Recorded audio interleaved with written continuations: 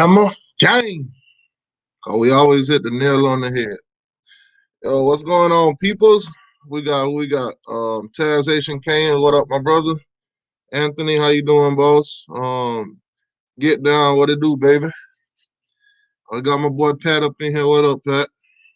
All right, so this show ain't gonna be too long. I'm just gonna bring y'all up to date a little bit on some of the stuff that's been going on. Some of the stuff that I woke up to. So we could start off with Jake Garcia. Now, as you guys know, a couple months ago, Jake to the U, Jake Garcia to the U, the whole hashtag, the whole movement. The kid, the quarterback out there in California, he's still committed to USC, but Miami's trying to flip him. Miami's still trying to flip him. Now he did decide that he's gonna go to finish his last year in high school over in Georgia. So that brings him basically over here on the East Coast, which a lot of people have been speculating that once he does that, he's going to flip to Miami, and Miami's going to, pull him in for the 2021 class.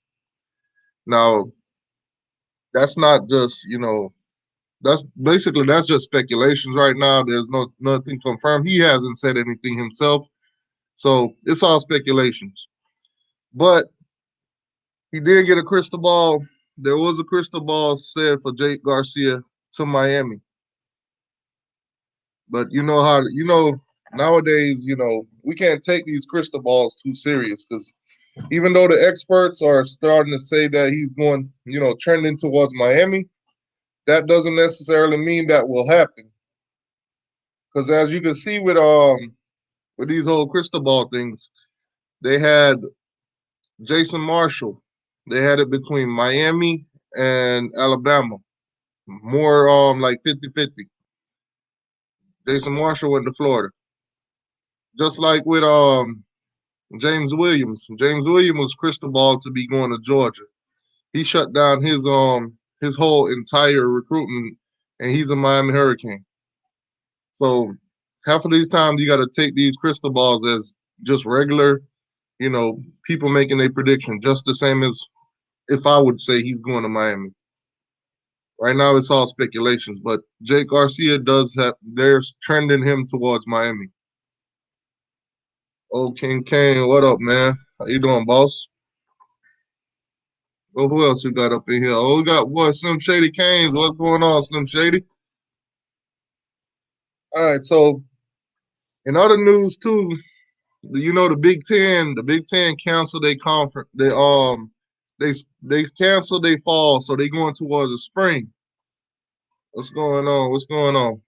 So they going towards the spring now. So a lot of the parents are starting to put out their concerns. They're starting to, they're looking for answers.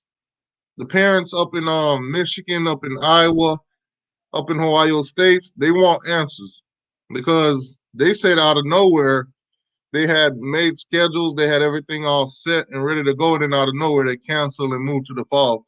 So these parents want answers, and they want answers no later than Wednesday. They want these answers from the president of the conference, from the schools. They want answers because they want to see their kids play. These are parents that's wanting to see their kids play. That's some of the things that I was telling Lonzo.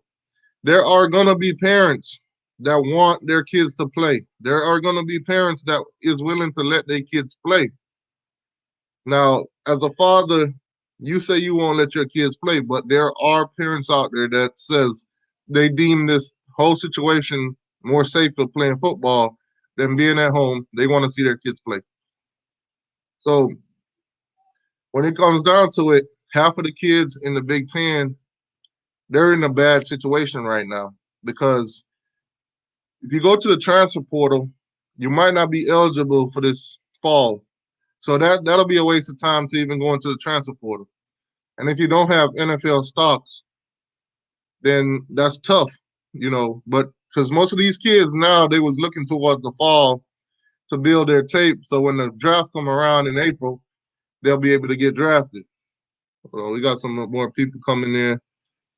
What's going on, boss? How you doing? What up? What up? How you doing, man? Yeah, so half of these kids don't have tape, so they was looking towards the fall to build that tape for April. Now, with them moving it to the spring, them playing in the spring now, this is gonna create a lot of havoc for those kids that basically needed this season. Because if they play in the spring and it goes into the NFL draft, most of them will not be eligible to be drafted. So that's a big concern for these parents. That's a big concern for the kids that, don't live a lavish lifestyle, don't have money, don't have a home to go back home where with rich parents and stuff like that. Football for some kids is actually a way out. It is what it is. It's a way out. So a lot of the parents up in, the Big Ten, the Pac-12, those two teams that opt to go to the oh man. Thank you, Junior and the Big Dog in the building. Thank you, Junior and the Big Dog, for the $10 donation. He said, "Good morning, T2Y. I'm stopping by to show some love. Keep up the great work. It's all about you." Hey, thank you, man. Thank you, man. Thank you. Love it, man. Love it. Um, Hold on, let me do this for you. Thank you for the donation, man. That's a touchdown for the channel. That's a touchdown for the channel. Thank you very much, Junior and the Big Dog. Love y'all show, man.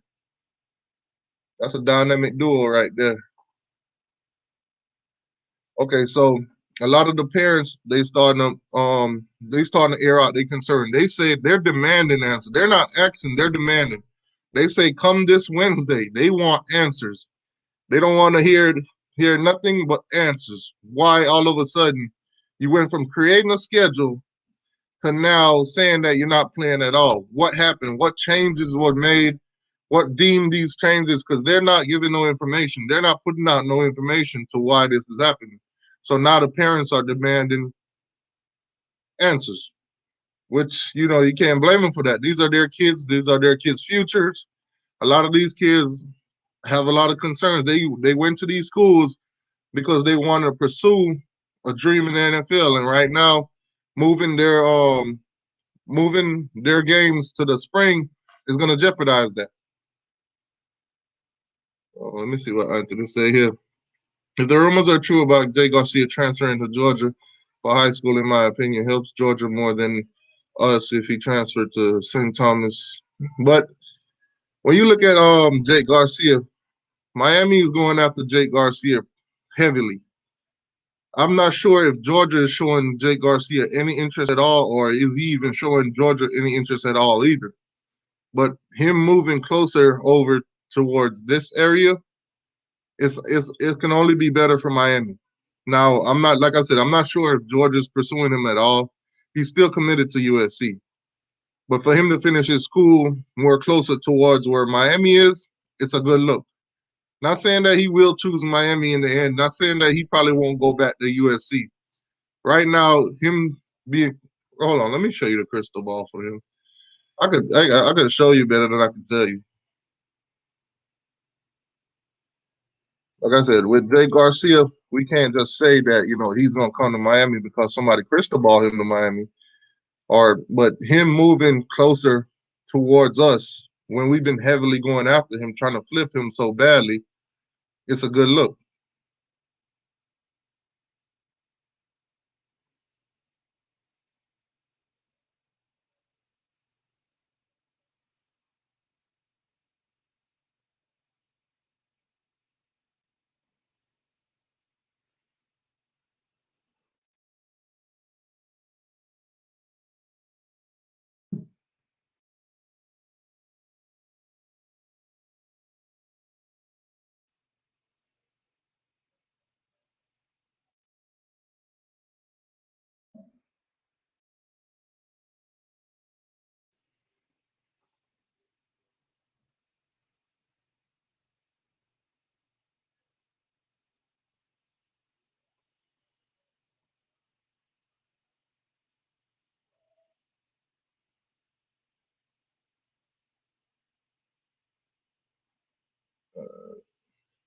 All right, so it's a little bit hard to find this. Oh, Brian, what's going on, man? How you doing, boss?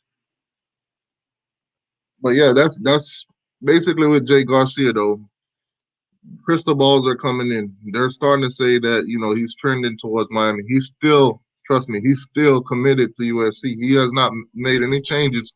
He has not said anything verbally himself that but the experts are starting to put him more towards Miami. That move to the East Coast is putting him closer towards Miami.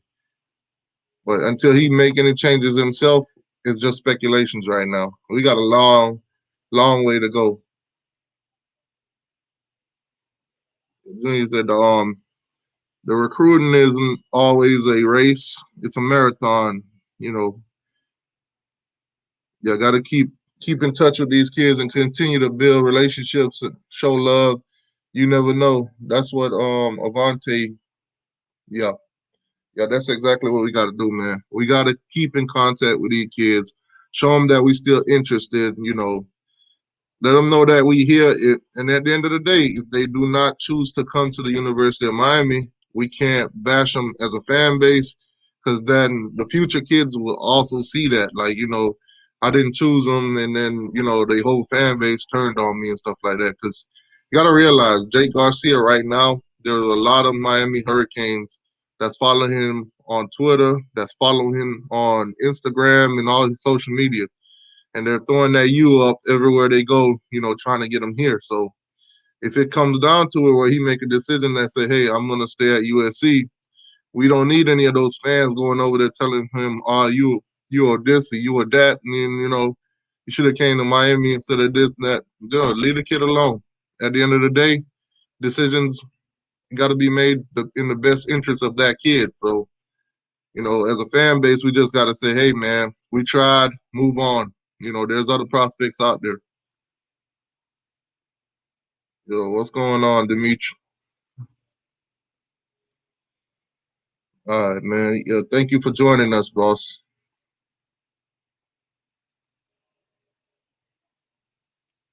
It's like if he comes, next cane up. I like the quarterbacks in our house.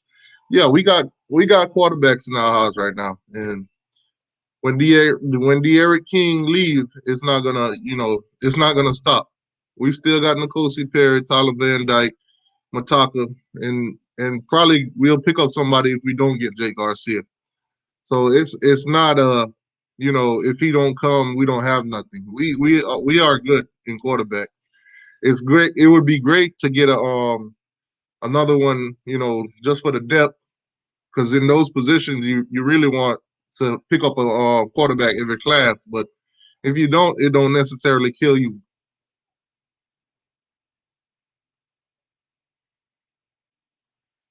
You say how's the O line and D line looking in practice? I mean, so far they've been looking okay. They've been looking solid. If you see any of the photos or any of the videos that Rochi's been putting out, they looking good, man. Rochi look like he's solid. Like he's I don't know what Feely's doing with these kids, man, but trust me, man, they looking solid. If you seen Jalen, Jalen is looking like a beast, man. Jalen is looking like he went to Miami and did a whole transformation. This dude is look like he went there as Peter Parker and left that and probably about to leave as the Hulk. It's crazy, man. You said teacher I don't understand these crystal ball predictions at all. They said Jason Marshall was gonna commit to us the whole time and he ended up choosing Florida. Right.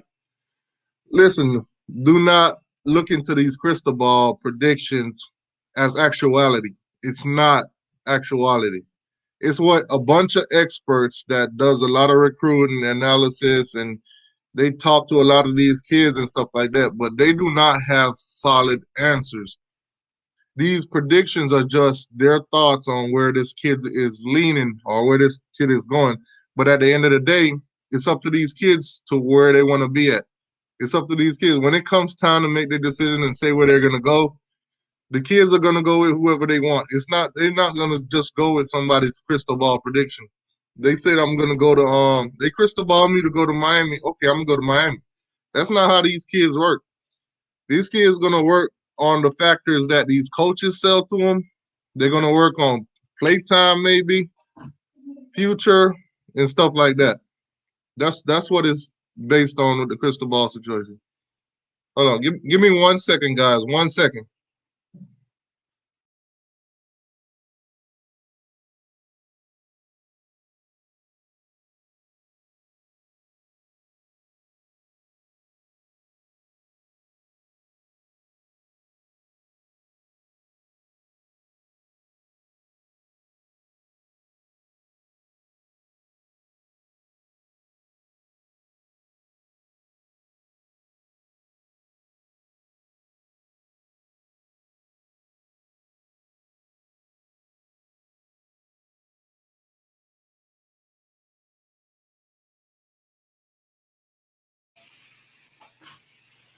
Yeah, like I was saying, with these crystal ball predictions, it's just a bunch of experts predicting where these kids gonna go. It's just like when the ESPN or any of these analysis make their predictions for the season.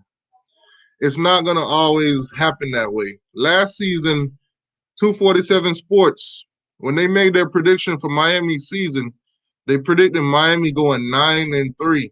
How did that work out? These are just people making predictions. They don't always happen that way. So circumstances change all the time. So Jason Marshall chose to go to Florida.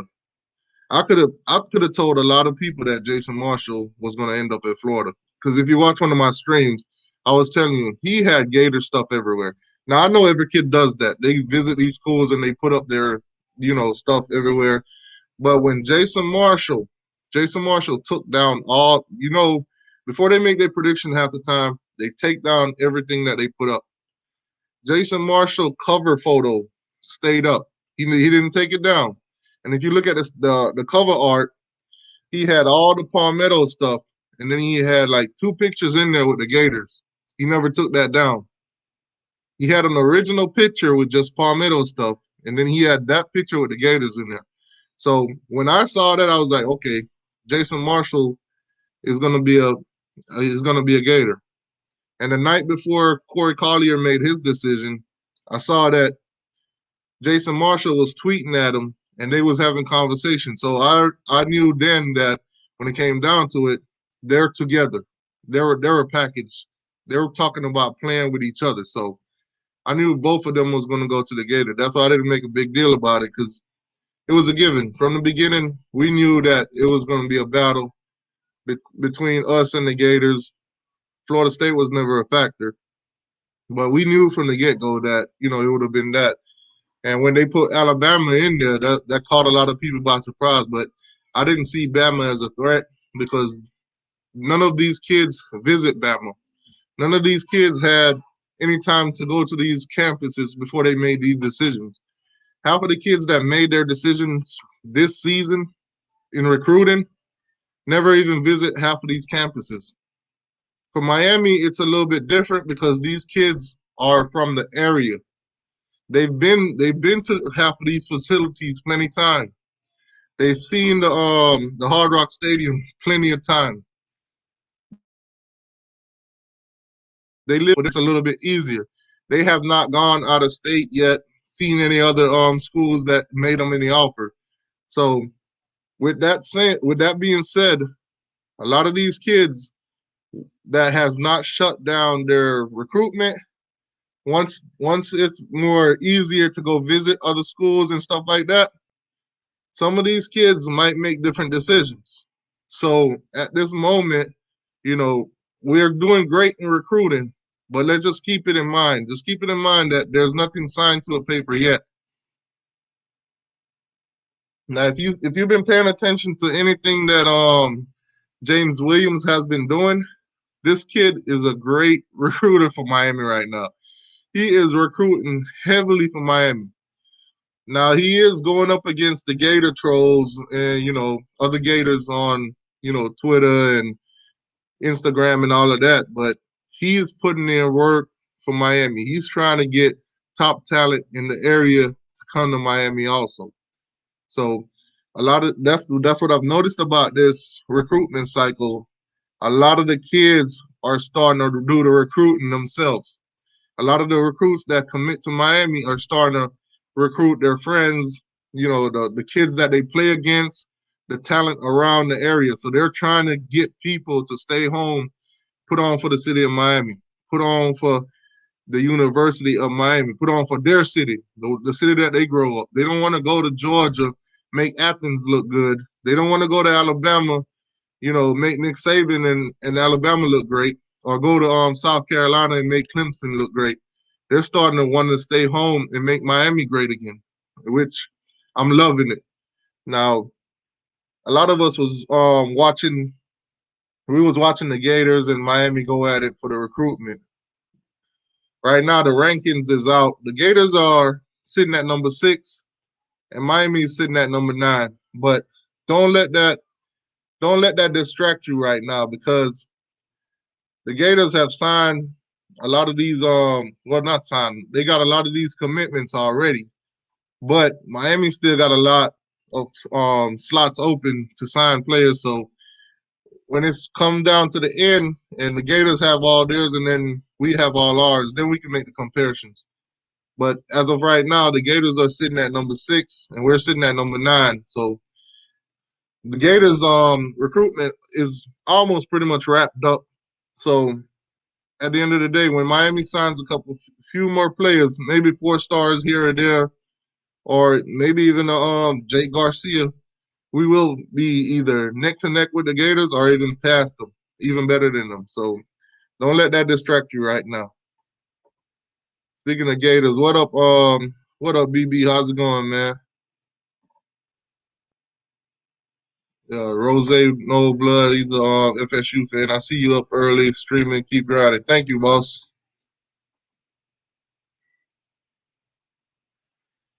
He said thank you, Ed Reed. Yeah, man. A lot of these kids. So that's another factor that we have at Miami, especially in the safety position. A lot of these kids know what they're gonna get when they come down there and speak with Ed Reed, or need any information on not just football but life itself too. Ed Reed is gonna be that guy, that they could pick at his brain, and he could give them valuable information, because this is a Hall of Famer, not just in college but in the NFL too.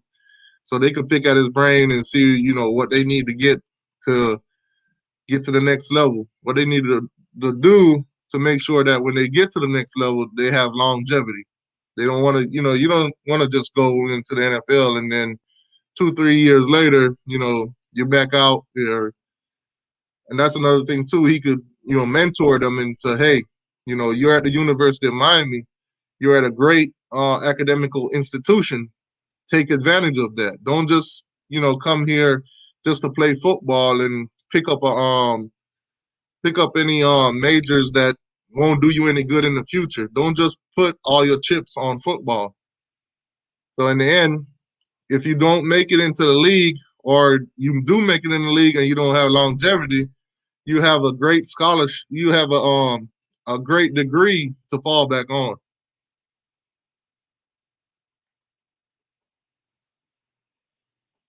All right, so now that we got those out of the way, let's touch base on FSU.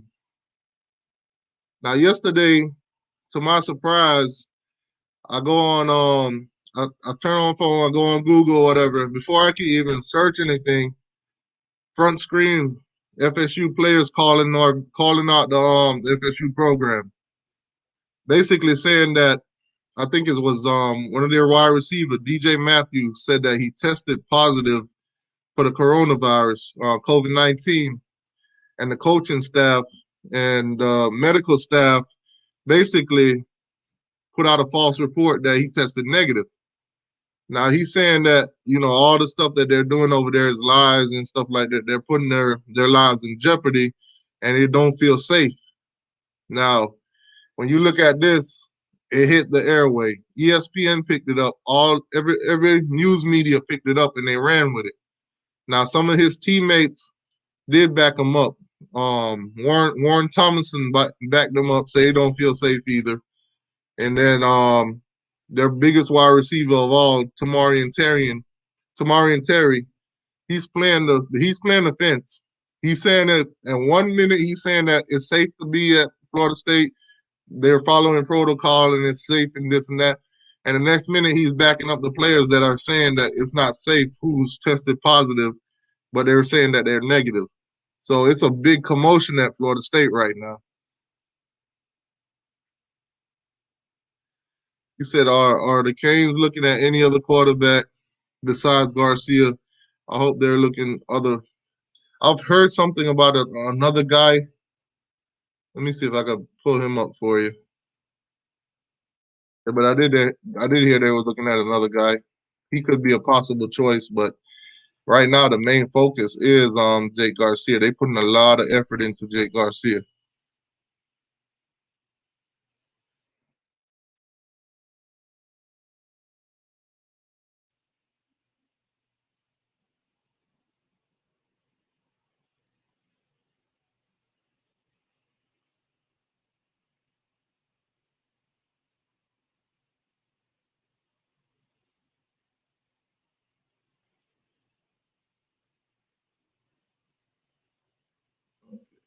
So there it is.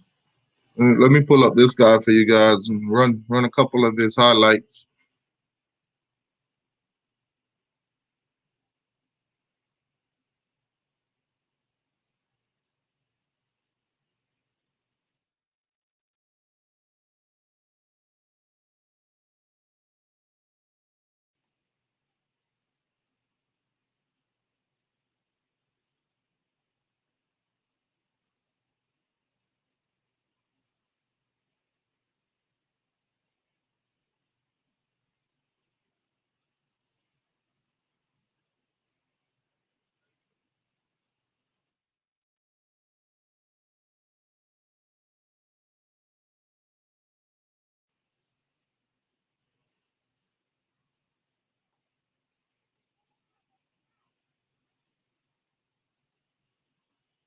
Yeah, they're gonna try to flip this guy, man. But it's gonna be a tough thing to do trying to flip this guy because he is already committed to the University of Georgia. But Miami's definitely looking into trying to get him if the whole if the whole thing don't work out with Jake Garcia, he's basically the backup plan.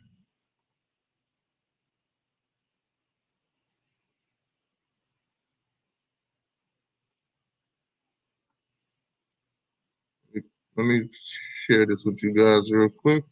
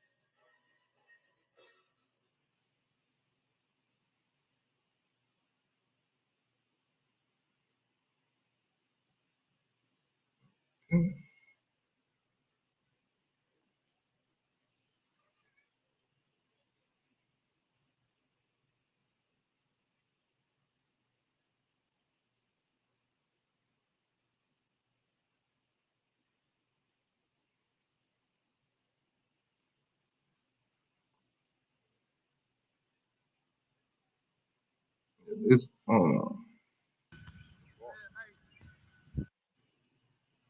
me see if I can find some of his in-game highlights. This one ain't gonna do y'all no justice.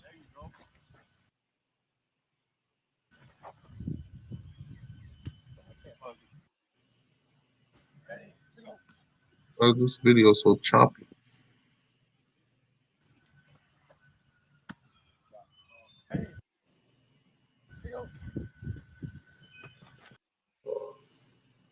Let me see if I can find you guys some better footage, man. Right, that's what we're talking about right now. Redhead. They're starting to show Jake Garcia towards the U. A lot of the crystal balls are starting to, come our way. Right now, we just gonna take it with a grain of salt, like it is what it is. Until Jake Garcia said that he's coming to Miami, these are just predictions. These are just predictions by expert that does this all the time. So we take their word a little bit highly, but at the same time we can't just live on what they say. They've been wrong plenty of time. We saw that. Hell, we saw that the past week ago.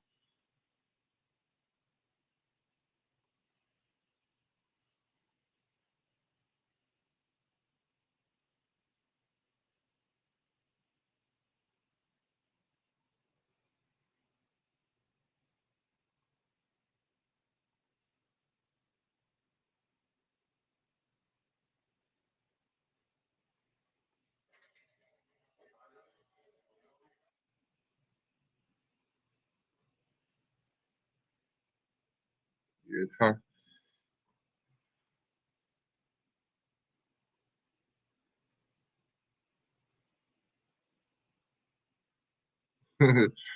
They can't wait for the FSU game. Oh, trust me, I can't wait either. These FSU fans been talking a lot of shit.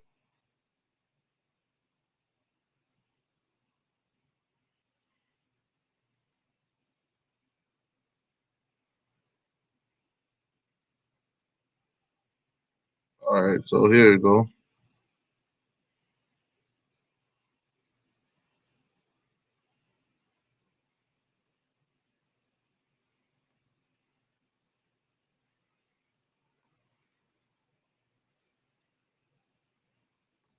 He got arm. He got an arm on him. He get the ball out nice and quick too. We're right on the money.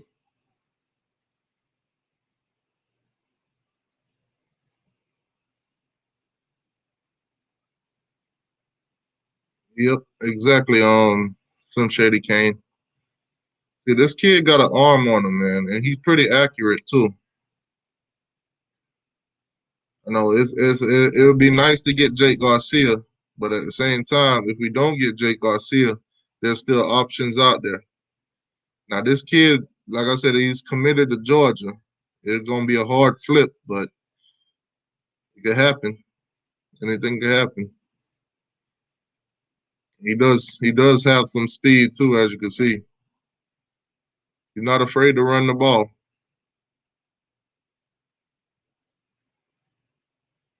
He can throw the ball on the run.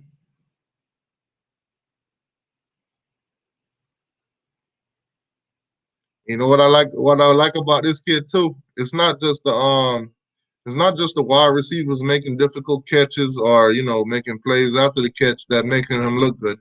As you can see, look at him. Keep the play alive. Made the pass on target.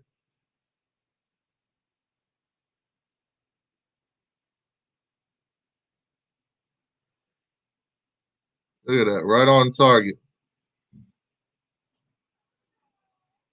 Put the ball over the linebackers and safety's head. Put it where only his guy can get it. And as you know, he can take off and run too. Look at him. He's got speed.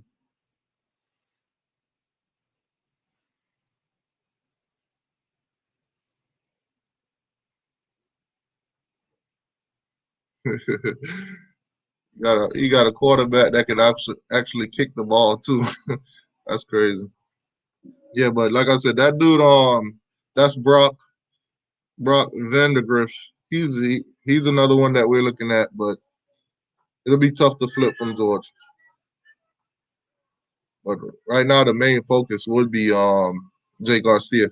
Now, with the whole Big Ten and Pac-12 thing that's going on, it's going to be something to keep an eye on because a lot of those kids, if the NCAA does grant them the waivers to play this season, if they do transfer, the transfer portal will be stopped.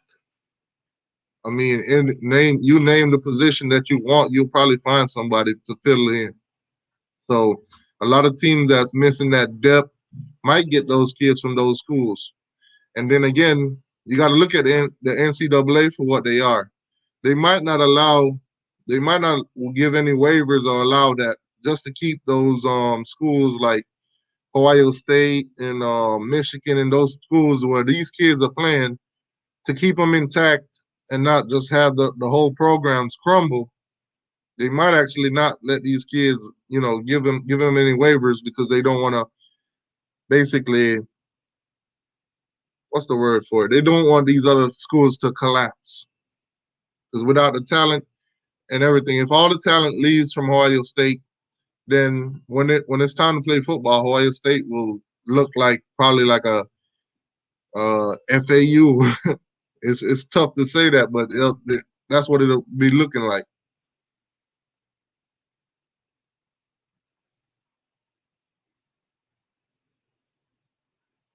Yeah, Miami is not just looking at one or two guys. They're looking at a couple. They're looking at a couple. The guy from Texas you're talking about, yeah, they're looking at him too. They're looking at plenty of options. Trust me, don't never put all your eggs in one basket. You gotta check your options, especially with recruiting. Recruiting is a difficult process. It's a difficult process to get kids to commit and actually stay committed and not flip on you. And then if they do flip on you, if you have no other options, you messed up. So as a recruiter, you gotta have options. You gotta keep your options open. I was had one more topic for you guys. I'm trying. It's not biting right now. It's not hitting.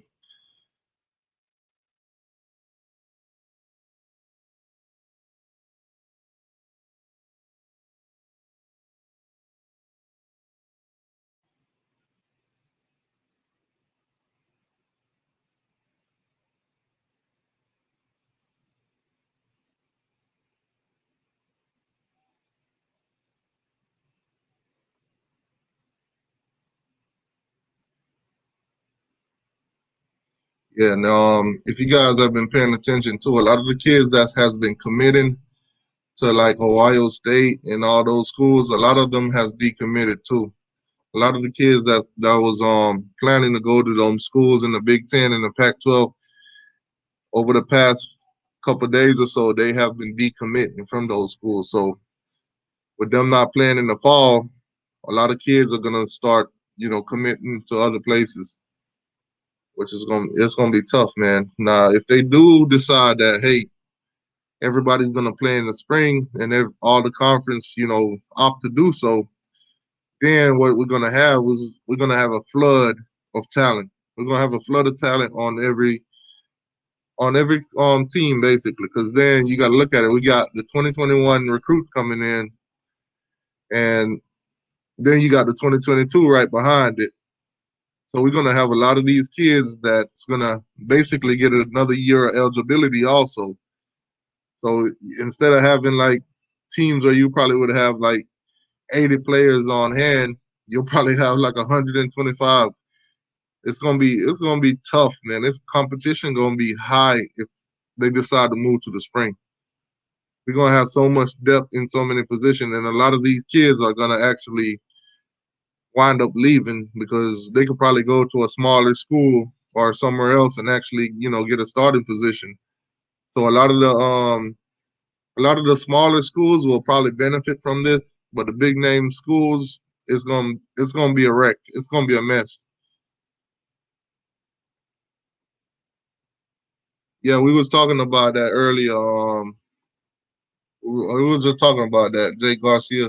Yeah, they just some of them are starting to crystal ball him to Miami. But right now we're like I said before, we're not gonna take that until he says that he's coming to Miami or put it on paper that he's coming to Miami or even decommits from USC, then it is what it is. He's still committed to USC. So that goes to show you right now, crystal balls are just predictions made by experts. They don't always come true. If the crystal balls was always true, then Jason Marshall would have signed with Miami last week.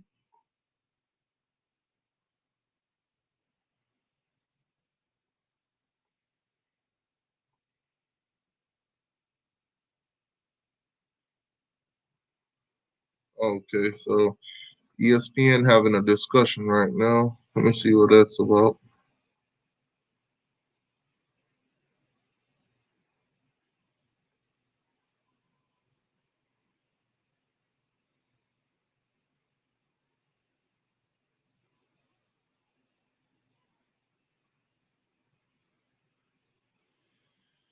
Oh man.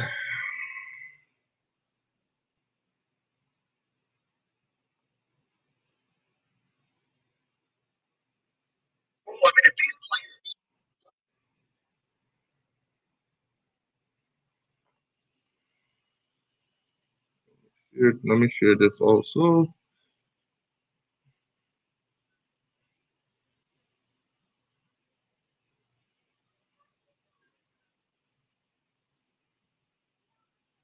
Paul, I mean, if these players don't have total faith and confidence in the direction they're getting from the adults who are in charge here, then what? Then where are we? Well, we're no. Paul, I mean, if these players don't have total faith and confidence in the direction they're getting from the adults who are in charge here, then what? Then where are we? Well, we're nowhere, Greeny, and we're not going to have football if that continues. I mean, the idea that players at Florida State and at Syracuse are calling out the people who are in charge. I mean, the athletic director at Syracuse, the president, the head football coach, these are the people that parents entrust for their players, their kids' safety, and the young players are saying that's not enough. I mean, that's how ridiculous this situation is right now, and that's why I think the ACC is where you need to focus a lot of attention on. This is two schools right now, and there was a problem at Pittsburgh as well, Greeny, that they can't even get it right. How are we going to have a season if they're testing every other week? I mean, that is one of the most incredibly stupid things I've ever heard. And I hope more players will speak out, because it's important to know what's really going on, because the adults are not telling the truth.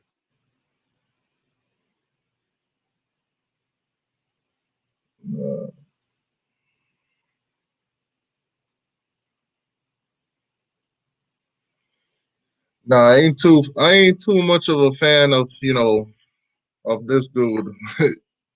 But what he's saying is pretty much true, man. What he's saying is pretty much true.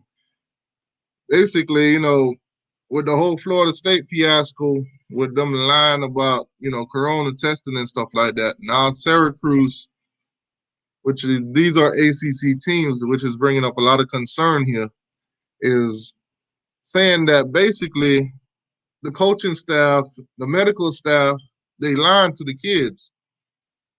Whether they test positive or not, they're not telling it to the other kids. They're not, letting these guys know, hey, this guy tested positive, stay away from him, or, let this kid go quarantine until, he feels he's good again.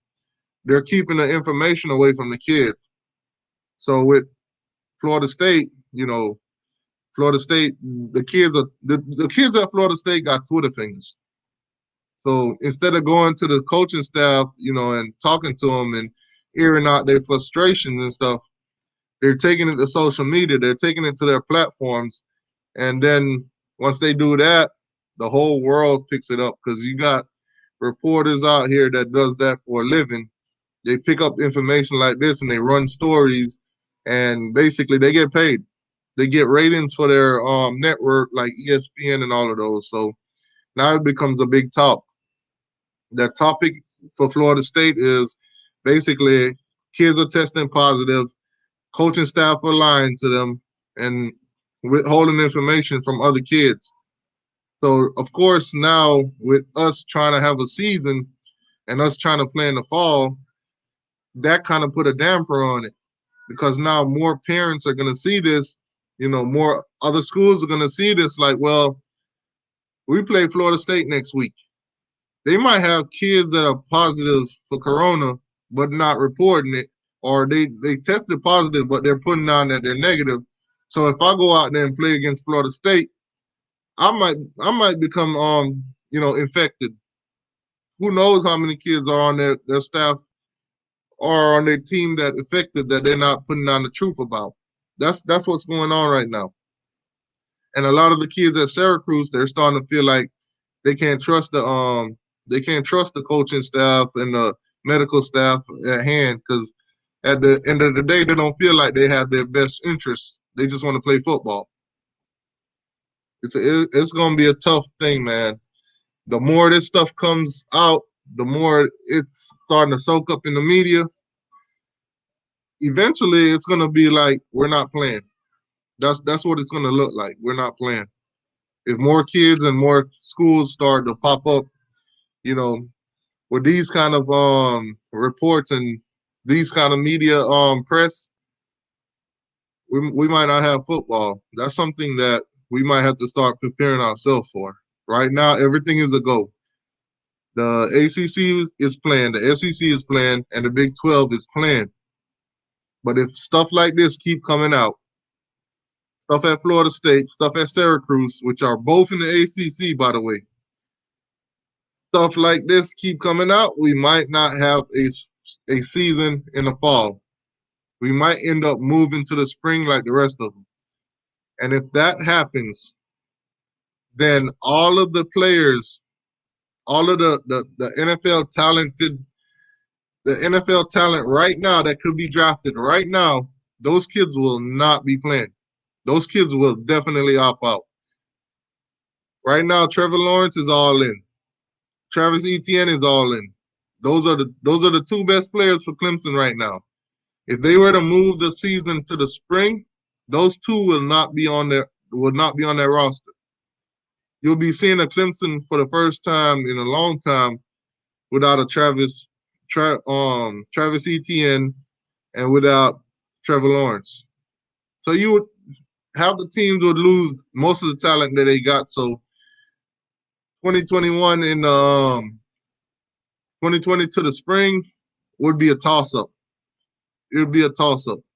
Now, another thing to look at, if we do decide to play in the fall, the preseason rankings that they put out before that included all the teams from the Big Ten, included all the teams from the Pac-12, they would have to redo their rankings. They would have to redo it.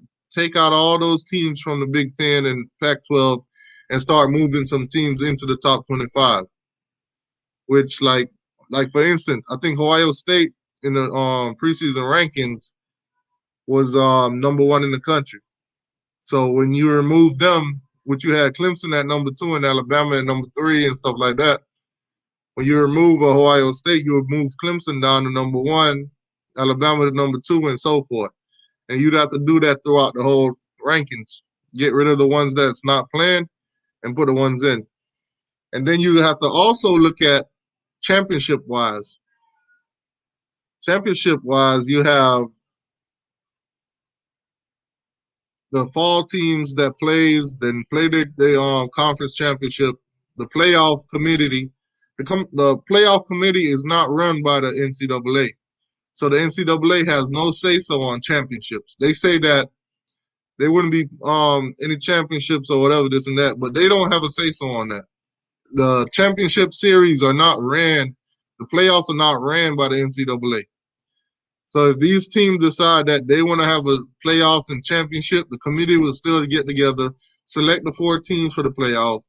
The playoffs will be run, and they could crown a champion. If they want to do so in the spring, they could do that. They could do that too. But what you'll have is you'll probably end up with 2 2020 champions. You'll have the one from the fall and the one from the spring, which that's going to be up for debate when it comes to the fans. Because you're going to have fans that their team played in the fall, and they're going to be like, that's the true championship. Then you're going to have the ones in the spring that say, well, we played in the spring, that's the true champion. That's the true champion. But at the same time, moving into the spring makes it a little bit harder to even play football. A lot of people are saying, too, if they move it to the spring, they will not have football for 2020 for those teams that do move to the spring. They won't have it at all. When it comes springtime, they probably still won't play.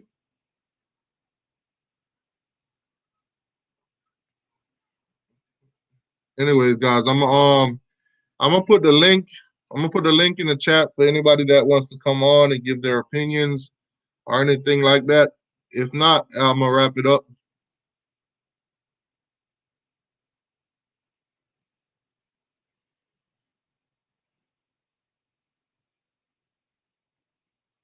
Dem Kane Harris, $10 donation. Thank you, boss. Really appreciate that. That's a touchdown for the channel. Thank you very much, boss. Really appreciate it, man.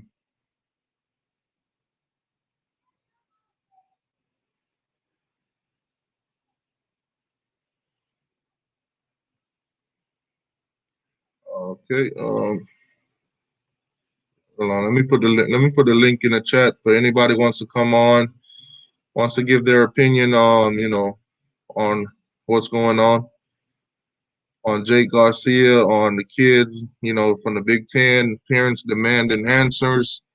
Why all of a sudden we not playing football when a week ago or so everything was all good. That's crazy because a lot of the parents for the schools in the Big Ten and Pac-12, they are demanding answers. They say by Wednesday they want to know. They want all their answers. They want all the questions that they have to be answered by these conferences. Yeah, guys. So the link is in the description. The link is in the chat. If anybody wants to come on and give their opinion on, Jake Garcia, the Big 12, deciding, and also the championships between the fall and the spring, Florida State lying to their players. Speaking of that too, this one is a little bit different, but yesterday a report came out about the Florida Gators. Now, one of their gymnasts, I think this was back in 2015, but one of their gymnasts are starting to come out and tell her story on how the coaches, mistreated her during it's a racially motive story. So basically, she said she was in the car with her teammates and they used a racial slur. They called her the N-word. She said she went to her coach, Rhonda, and she told her what happened. And basically, Rhonda held a meeting between the team, told them that information does not leave the locker room, and told her to basically, forget about it. Just forgive them and forget about it. We got championships to win. We don't need this kind of drama right now. She also went on to say that, she told the medical staff that her because she tore her Achilles. She had what you call it? What it was? I think she tore her Achilles, but she was telling the medical staff about it the whole time that she feel like it's breaking away, it's tearing away, and instead of have her slow down or keep monitoring her or something like that, they told her to push harder. They told her to work harder, and she eventually tears her Achilles, and basically her career was over. But this is not just some regular athlete that came on and did nothing. This was a major athlete. This was somebody special. This was somebody that went out there on the mat and was scoring tens. Scoring tens. So for her to come out now and put her story out there about how the coaching staff mistreated her, which by the way, Florida has not made any statements on it, and they haven't said anything about it yet. So this should be probably in the media a couple of days or so from now when they're starting to get get a little blasted or whatever, because a lot of the media sites are starting to reach out to Florida State about it. Hurricane Millie said she should sue. Yeah, that's something that she should keep in mind too. Because I mean, if I come to you as medical staff, as mentor, as people that I'm supposed to look up to and look for guidance when it comes to my craft and my sports and my abilities, and if I air out my concerns about an injury and you just throw it under the rug and tell me to push harder, but you should be telling me to take it easy, not just worrying about the school winning championships or things like that. You're putting my safety at risk. You're putting my body at risk just so we can win championships. I understand every school wants to win championship. Miami wants to win championship more than anything, but we do not need to put kids' lives in danger, especially when they're airing out to us that these are concerns to them. Don't just throw them to the side and look for your own, selfish reasons. Yeah, these guys are about to get paid for their name and yeah, that 2021 summer 2021 is gonna be great. It's gonna be great for a lot of kids. A lot of kids. This is gonna be a great opportunity.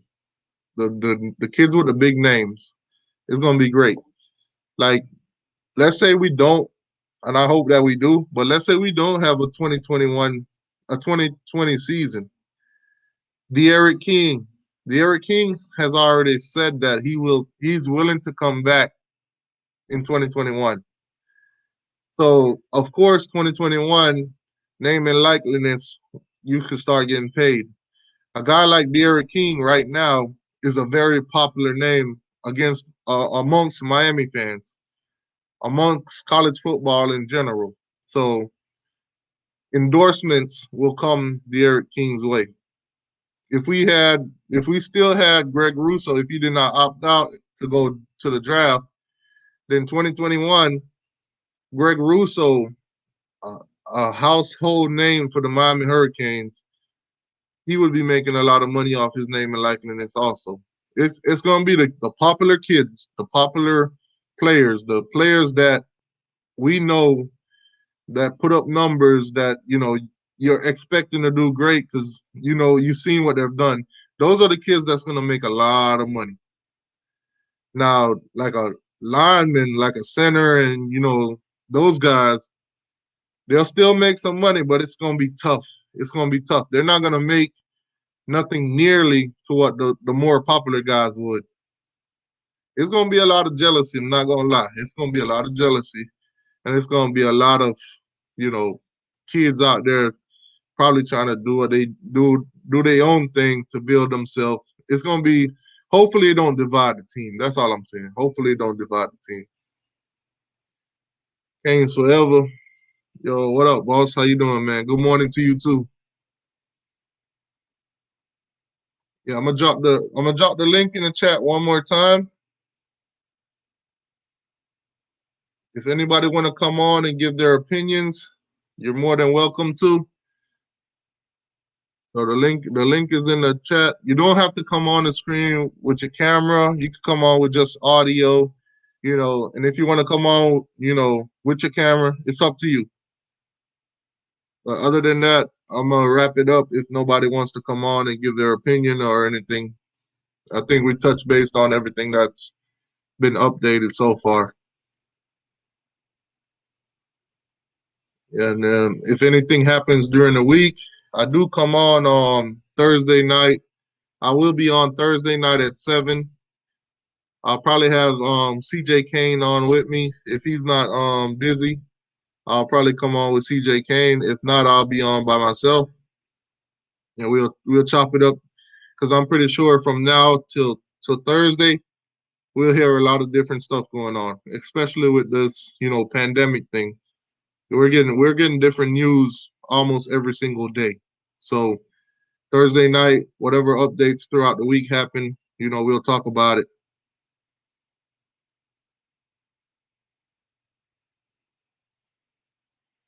Yeah, Hurricane Miller said getting paid for their name and likeliness should make them want to play harder than division teams. Which name and likeness, that's a Florida thing right now. Right now, all the other schools, all the other states aren't in on it. That's a Florida thing. California will be getting paid for name and likeness. I think that's in 2023. So name and likeness right now, it's just been passed in Florida. 2021 starts in Florida. So you'll start seeing teams like Miami, Florida State, UCF, UCF, even FIU, FAU, FAM, Bethune-Cookman. Those schools are going to start getting some attention. Those schools are going to start getting some better recruits, some higher class players. that could come there and make a name for themselves because they want to get paid. So that's an advantage that Florida has. Eventually, I think the other states will come on board. For them, they better hope it's sooner than later.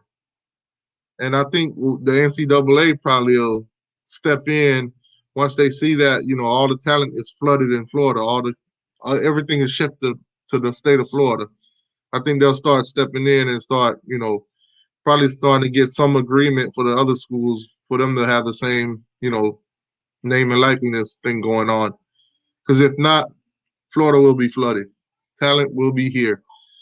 When you see kids making their top fives, their top threes, and stuff like that, you won't be surprised if you see Miami in there. You see Florida Gators in there. You see FSU in there. Hold on. So we got Slim Shady Kane joining in.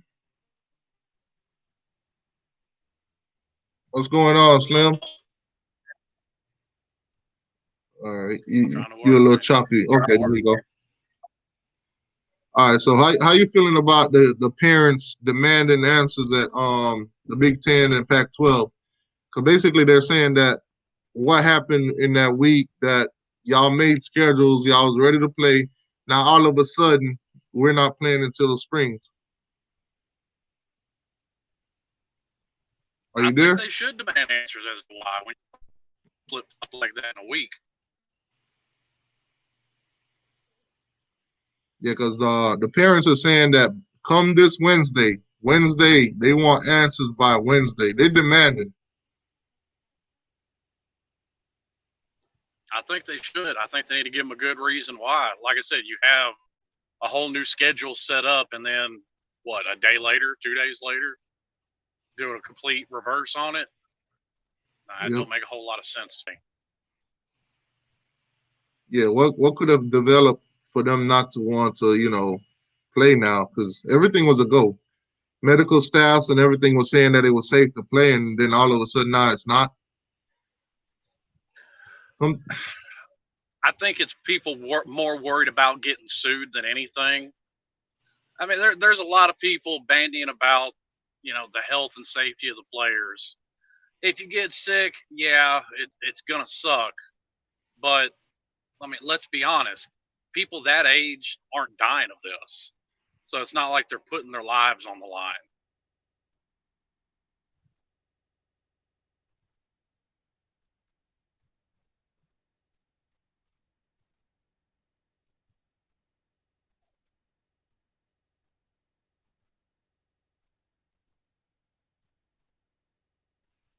Yeah. Yeah, as you were saying.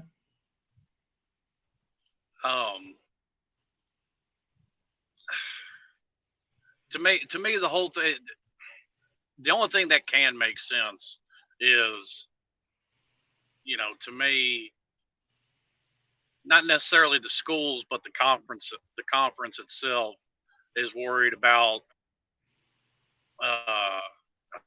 if somebody ends up kind of like that kid from Clemson that's having chronic health problems after the fact, getting sued over something like that. Right. I think that's another thing too. They don't want to have to insure these players for so long too, because I think one of the demands that Trevor Lawrence and those guys are putting out that they should basically insure these kids for up to the next 6 years. I'm sorry, that's never going to happen. Yeah, I don't think that'll ever happen either. But that's something they were saying, because this stuff you might contact with this virus now, and you might have these bad experience for the next couple of years of your life. So that's why they was trying to go up to maybe 6 years of insured. But that's the thing. When it comes to money, the NCAA always run away from it. They would rather not play than to actually, put any money out or have to invest any money into stuff like insurance. Well, and it's not even necessarily as far as shelling money out. By law, the NCAA cannot pay these players because they're considered amateurs. By law, you're not allowed to pay amateur athletes. And I mean, that goes even as far as the Olympics. They're not allowed to get paid for doing that. Now, they're allowed to make money off of endorsements, off their name, likeness, that kind of thing. But they're not allowed legally to get paid for what they do. Right. It's all endorsements and stuff like that. Yeah. And I know a lot of people are on board with it. I think this is going to cause a lot of hurt feelings in a locker room once this starts. Yeah, it is. Like I've been saying, it's going to be a lot of jealousy. There is, gonna have because exactly. You're going to have one or two people, somebody, and I've used this example before, somebody there in Coral Gables, locally, he's got a Mercedes dealership. Well, he's going to look for a De'Aaron King to come on and do a commercial for his dealership, or he's going to look for, a star running back or wide receiver. Not going to be looking for an offensive or defensive lineman. Not going to be looking for a corner or a safety or a linebacker or a kicker. I mean, they're just not. Yeah, it's going to be tough, man. It's going to be a lot of jealousy. Like you said, it's going to be kids getting paid, watching their teammates get money, and then they're going to be like, well, damn, I'm not getting nothing at all. That sucks. But Now, Hurricane Millie wanted to ask you. Hurricane Millie wanted to ask you if you were at a shipper or a truck stop. I am getting offloaded at the moment. Oh, okay. Yeah, back to what you were saying though. Yeah, because I'm sitting here for like 3 hours. But now I think it's a good thing as far as you had specific cases like 2 or 3 years ago, the kicker from UCF was doing like online or Skype lessons, teaching people how to be a kicker. And the NCAA ruled that he couldn't do that, and actually ruled him ineligible to play because he was doing that. Yeah, that's crazy. Yeah, see now he'll be able.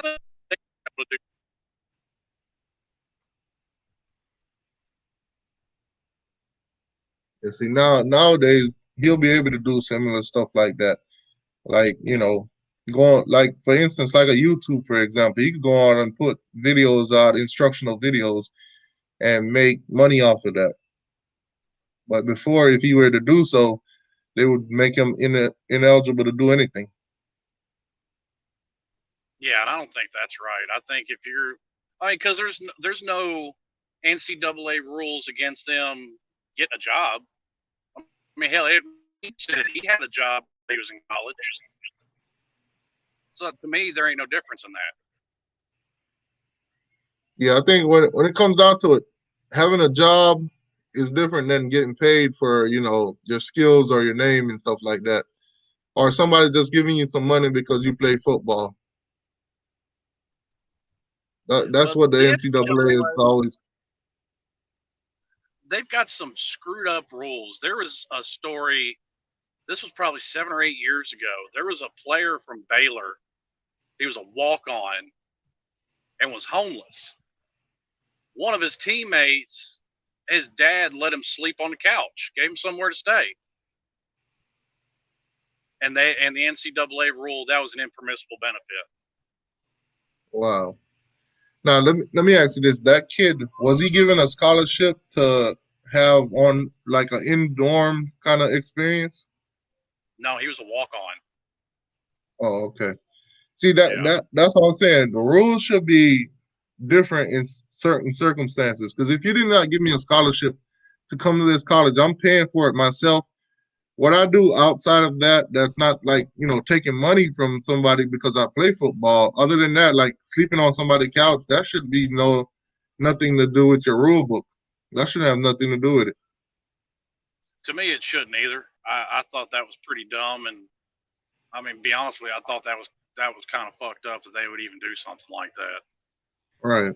I mean, if you look at it like, oh, if I'm sleeping at somebody's couch, but this guy's a sports agent or something like that, now that's something you might want to look at. Like maybe, he's doing this for his benefit, not mine. But no, it was literally one of his teammates. and his parents live, close to Baylor's campus. And his teammate's dad, let him crash on the couch or in the spare bedroom or whatever it was. I don't remember exactly. Yeah. See, stuff like this. Sleeping in his That's car. why a lot of kids don't say nothing or don't let nothing be known, and then you find these stuff out years after they leave. Like look at Reggie Bush situation. Reggie Bush left USC, then they found out all this money stuff was going on. People was helping out with his parents here and there and then stuff like that. Stuff like that happened. The NCAA never caught it when it was happening because nobody was talking. See, a lot of the kids nowadays, they talk a little too much. They tell too much. They should have never. The NCAA should have never even know where this kid is sleeping. I mean, in a way, yes. In a way, no. I mean, I get where you're coming from. But to me, I mean, that should be one of those, okay, this kid was sleeping in his car. We're just going to leave that alone. Yeah. Like I said, the NCAA, most of the time, they don't have no compassion. Because No, I mean, really you got a homeless kid. Somebody gave him a bed to sleep on, and you want to make it now that he's not eligible to play because he decided he didn't want to sleep on the street and slept at somebody else's house instead. That's just retarded.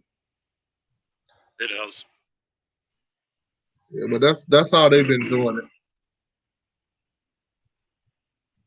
Yeah, well, and I think the Reggie Bush thing was kind of different too because that was also on top of everything else that they caught USC doing at the time. Right. Yeah, I mean they caught USC doing a bunch, kind of like when Nevin Shapiro started running his mouth. I mean, it wasn't just they paid this player's mom's light bill or something. They had a whole list of things.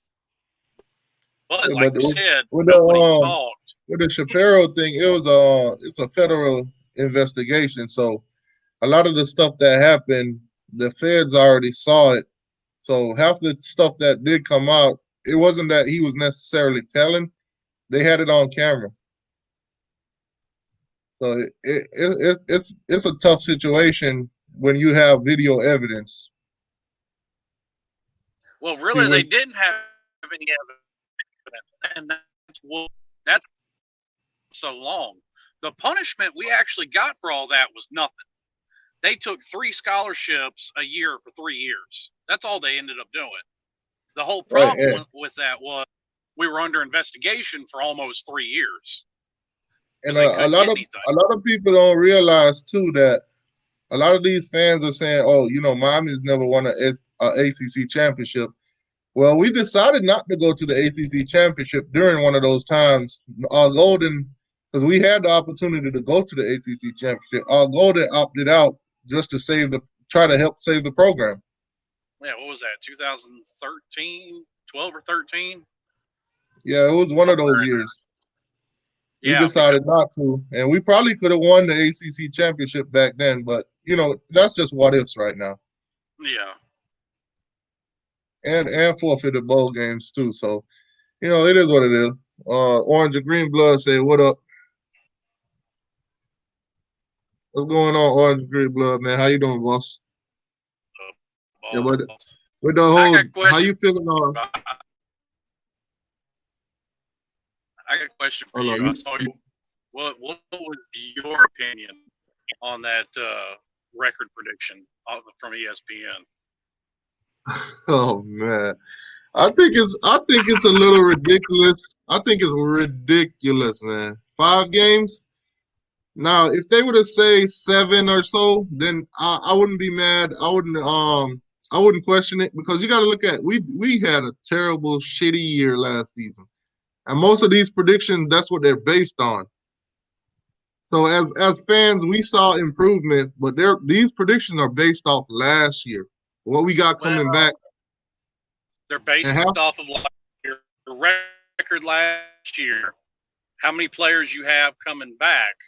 Right. The players that are going to be stepping into those positions. Right. And they take into account if you've changed offensive coordinators and stuff like that. But that's exactly what I was trying to tell Logan the other night when I was on the last time I come on, when he was talking about we were going to blow out UAB by 40 points.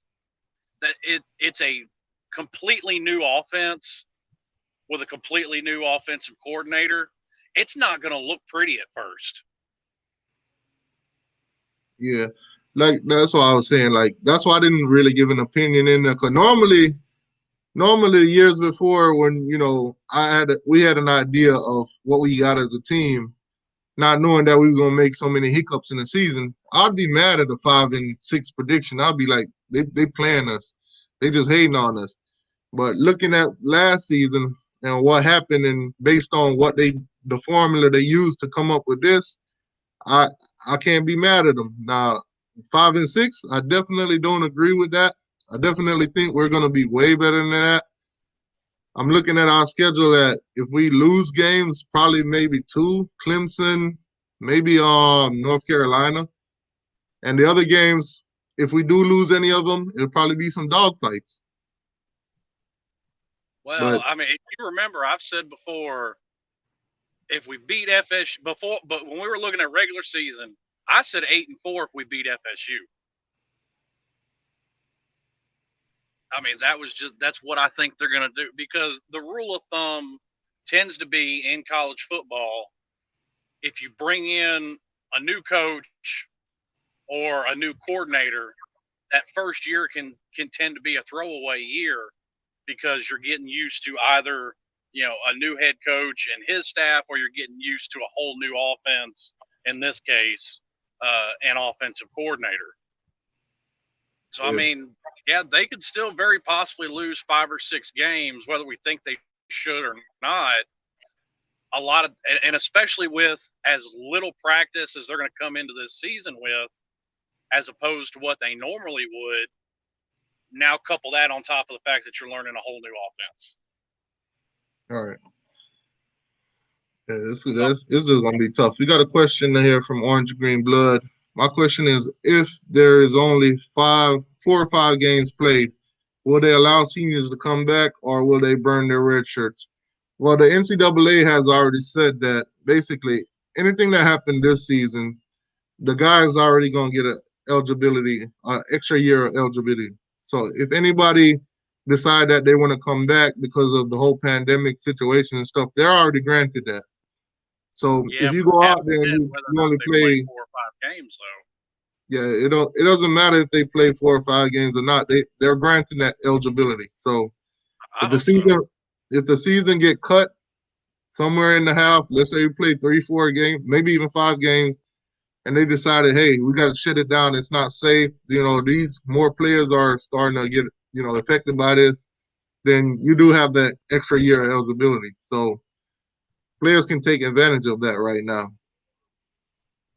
But the ones that probably won't take advantage of it is the ones that could get drafted right now, like a Greg Russo. He is already opted out. He knows he's getting drafted.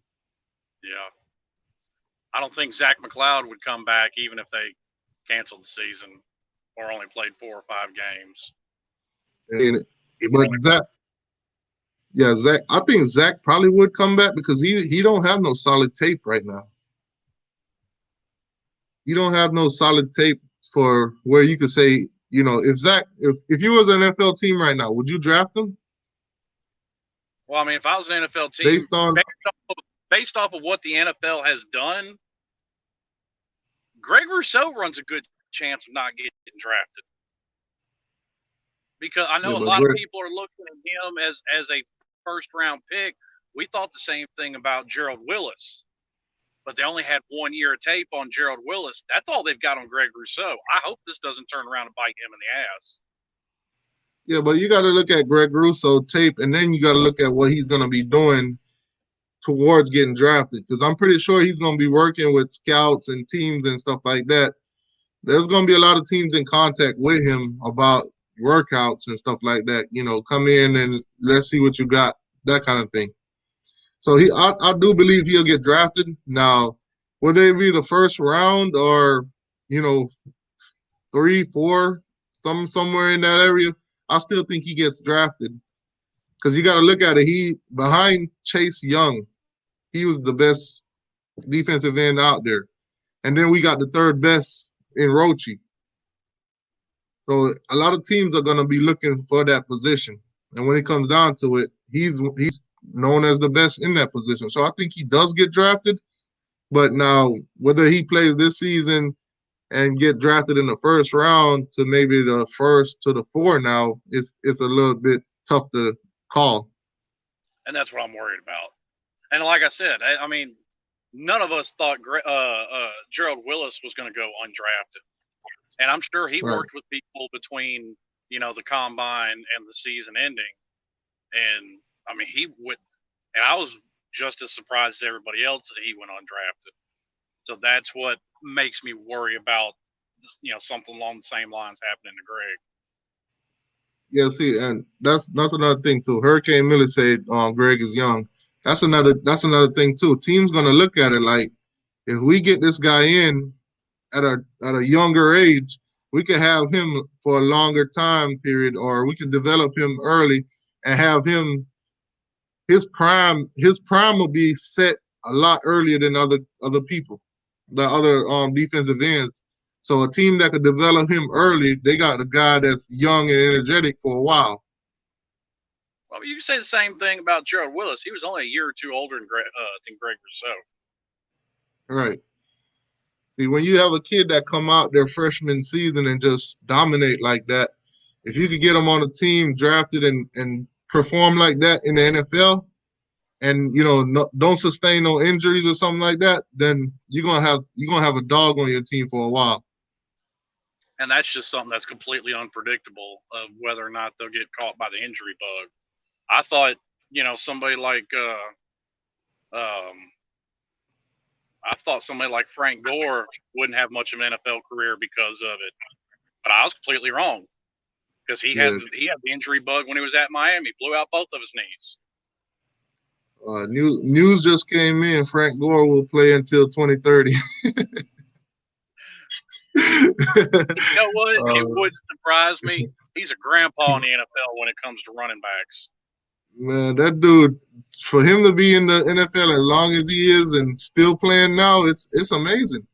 Freak. It's amazing because a lot of running backs don't last that long.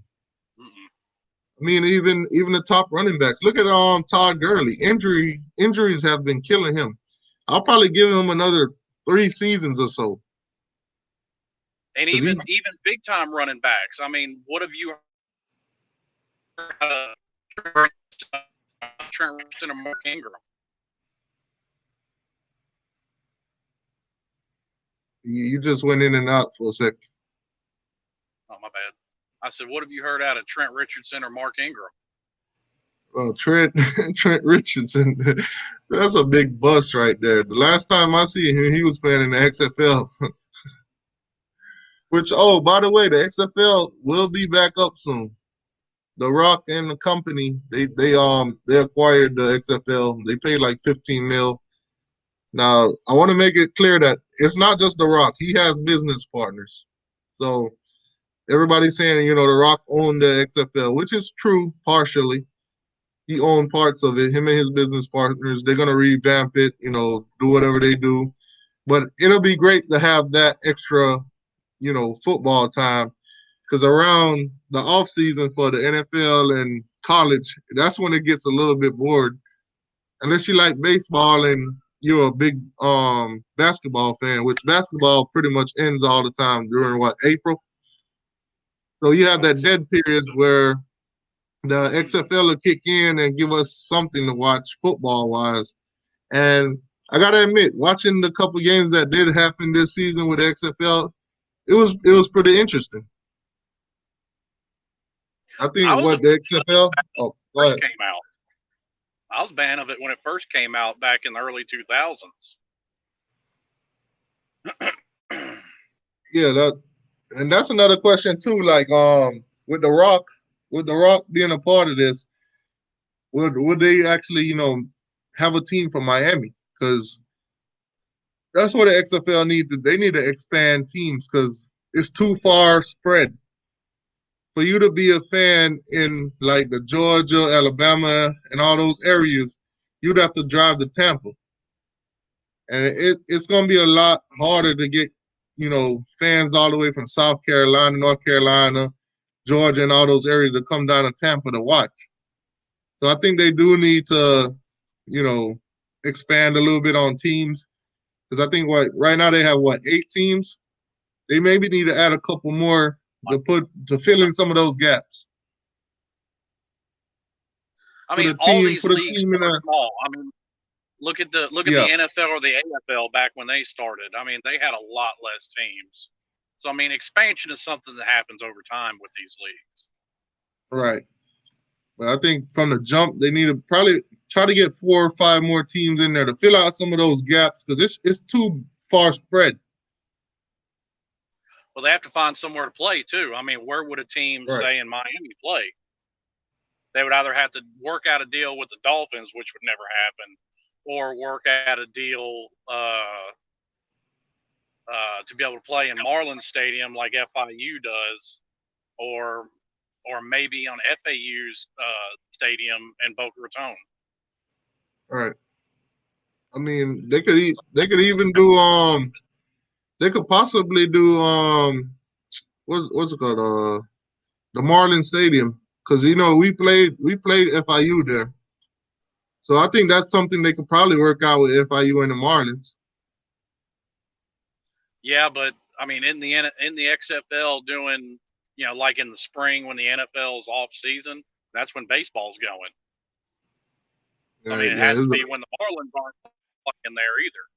Yeah, it'll be tough. I mean, it's easy for Miami to share with the Dolphins because we don't play on the same days. It's Saturday and Sunday, or Monday and Thursday. So we're good, but playing in a baseball stadium, that's tough because baseball games are normally all week. It's going to be a tough thing to even do, but I'm pretty sure they'll figure something out. But I do think, I mean, if not even a team in Miami, somewhere close. Well, that's why I said maybe they could play maybe an FAU stadium in Boca Raton. Work out something with them. Yeah, I'll definitely attend that. I mean, that ain't too far outside of Miami. You said some state might not have. Some state might not have the stadiums. Yeah, I mean, I'm pretty sure they'll figure something out. But as to building stadiums, I doubt they would do that, because that's a lot of money they got to invest. Yeah, because that stadium they built in Vegas for the Raiders, I mean, you're talking a few $1 billion to build that stadium.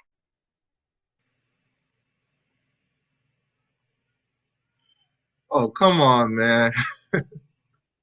Come on. They're not going to do that.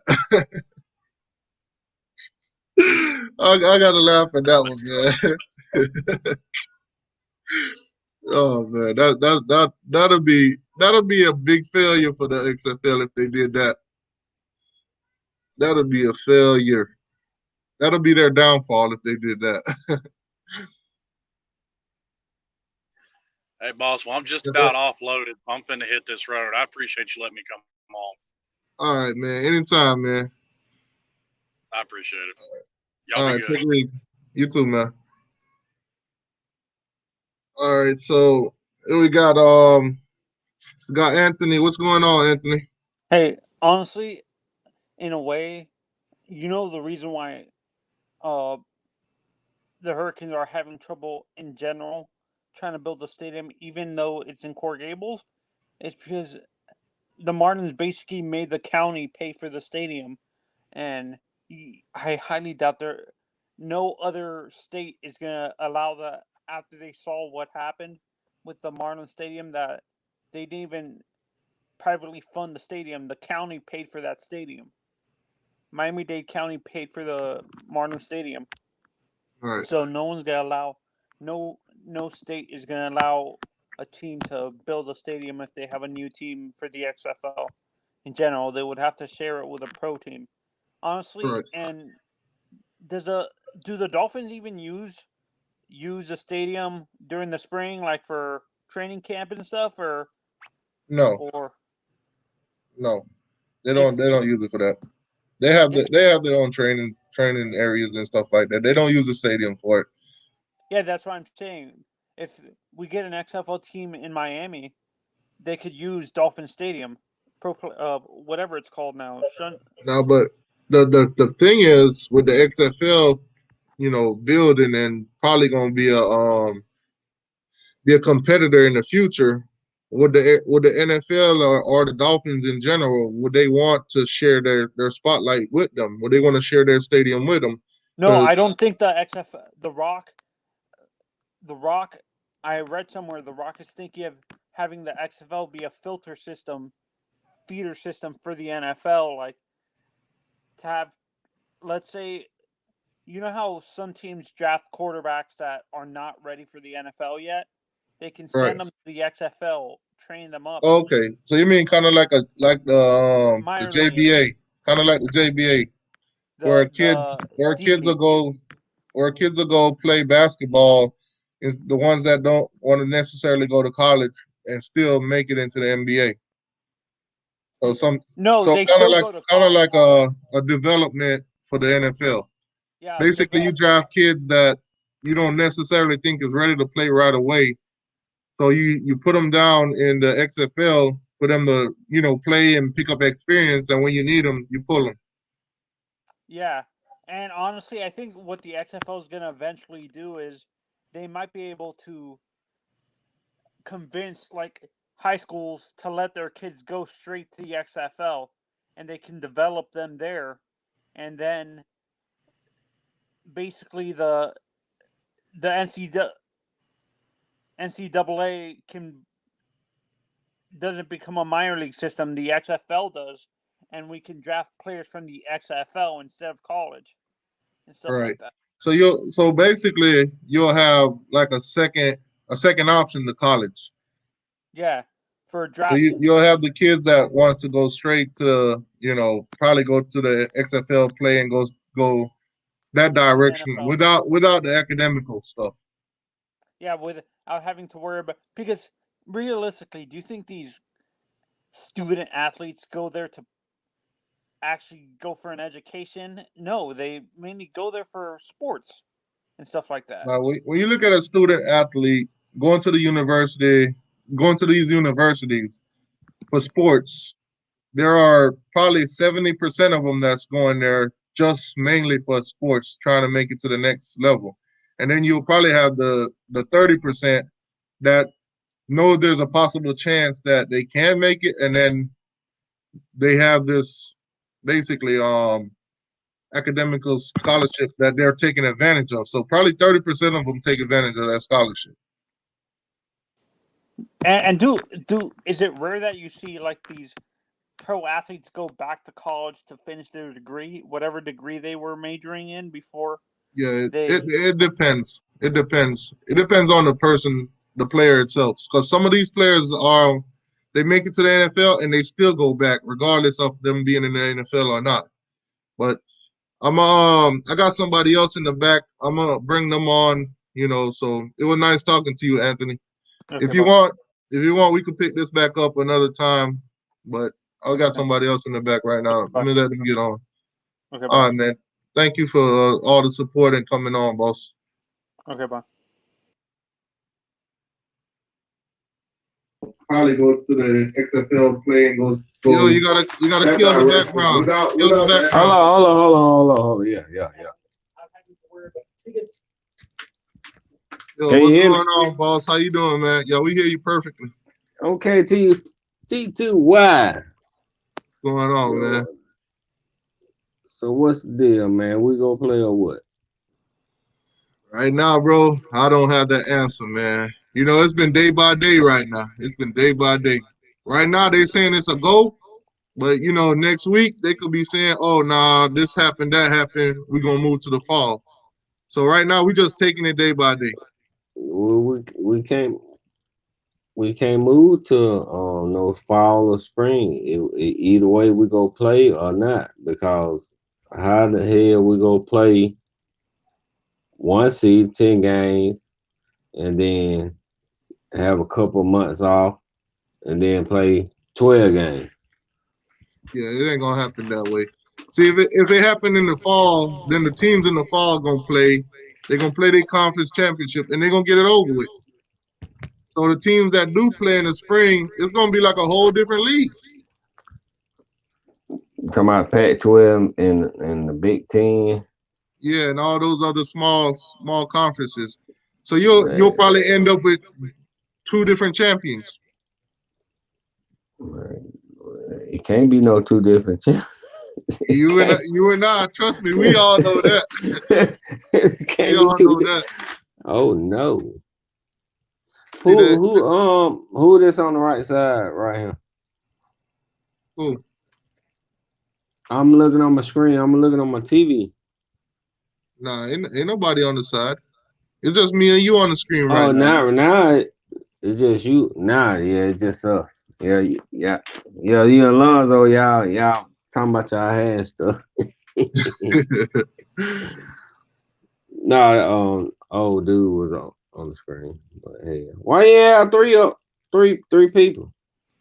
Nah, because most of the time people be talking over each other. So when I rewatch the shows, I'll be like, sometimes you can't get your point across completely because you got 2-3 people talking at the same time, and everybody want to talk, get their point out. Yeah, it be lagging, bro. Be lagging. Yeah. So you'll hear somebody say something, and then 2 people go to talking, so See, you don't know the answer. see, I'm looking at the screen now here, and I'm lagging. I'm looking at what the hell? Yeah, they work out the kinks. But nah, man. Hey, I want to play. I want players to play. All right, I want to see it too, man.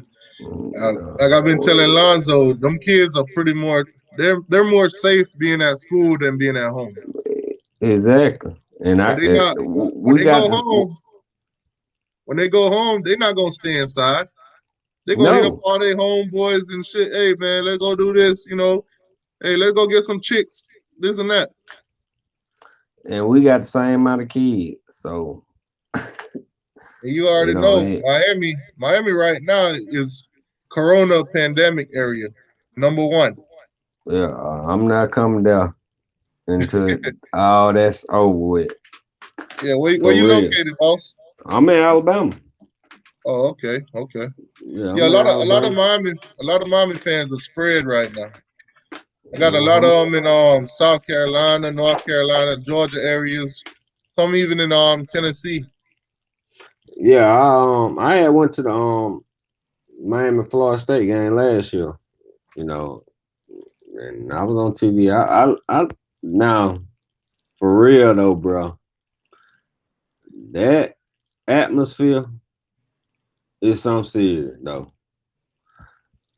I don't give a damn about the team, but that atmosphere, that's something real. Talking about Now Alabama. I went to the, Miami Georgia Tech game. I've been there twice. That ain't got nothing to do with Florida State though. That shit something serious. Right. Yeah, that's That's the game. I got tickets for the Florida State game. So if they but do we decide to let us in there, I will be there. yeah, see, me and my brother, we want to come down there, but this shit going on, man. Hey, I don't think we gonna make. Yeah. I don't I think we mean gonna make. anybody who can make it or go. I Well, always say I ain't scared. Put it like I this, ain't I ain't gonna play. scared. I ain't scared. They scared. I ain't scared. Shit. See, I look at it like this, man. If I go up there, I know the risk, but I want to watch my team play. So that's a decision that I make for myself. I'm going. Yeah, that's it. You know what I'm saying? That's it. Cause I'm thinking about, me and my brother, we talk.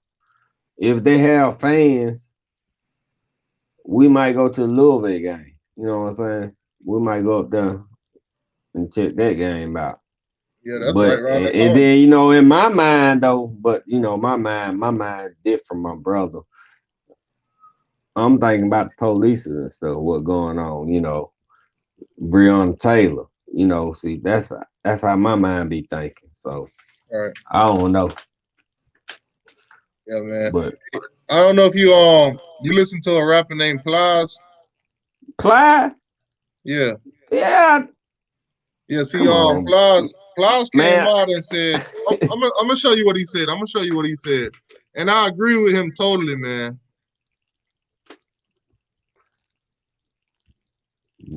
Bro, hey, I'm way older than you. Why am I shit lagging? Teacher, why? Yeah, I can hear you. You hear me? Nah, Yeah, I'm way older than you, bro. I'm 41. yeah. A lot of people older than me, man. you see, man, I've been letting you and Lonzo going y'all little thing. Y'all been going back and forth on y'all hair. I'm finna do something with mine though. I don't want no dread though. Yeah, I'm staying away from the dreads. Nah, I ain't gonna. I'm gonna get them plaques. I'm trying to find this message he had put out real quick. Well, yeah, let me see that. Why my shit going so slow? Had it up. I'm gonna see. Yeah, slow it down. Let me see. I'm looking on my phone right now. Let me see. But you hear me good, right? Yeah. Okay, that what's up. I'm looking on to you this shit, lady.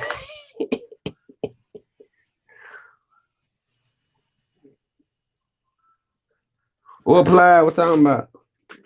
It's basically talking about the coaches and man, how they all quick to jump in front of the cameras now. But back when the Black Lives Movement and all that stuff was happening, you couldn't find none Bro, of them. You couldn't find none of them in front of a camera or hold anything on, like hold that. on, hold on, bro. Hey, if you want to talk about the Black Lives Matter, we need to talk off YouTube for that call. Yeah, You trust me. already know. You Go ahead. already know what's going on. Cause I know what's going on. And I don't want to get a peep name, but it's more than what you think it is. You know what I'm saying? It's a whole lot of bullshit that's going on. They kidnapping kids. You know what I'm saying? Yeah. Nah, you know what? Nah, we ain't gonna discuss that on your channel. Nah, we ain't gonna Yeah, discuss we could do that all. we ain't gonna discuss that. That's why I be looking, you know what I'm saying? Lonzo be sometime right, but I just we not right on everything, brother. Yeah, I mean, I debate with Lonzo all the time, man. He got his points, I got mine.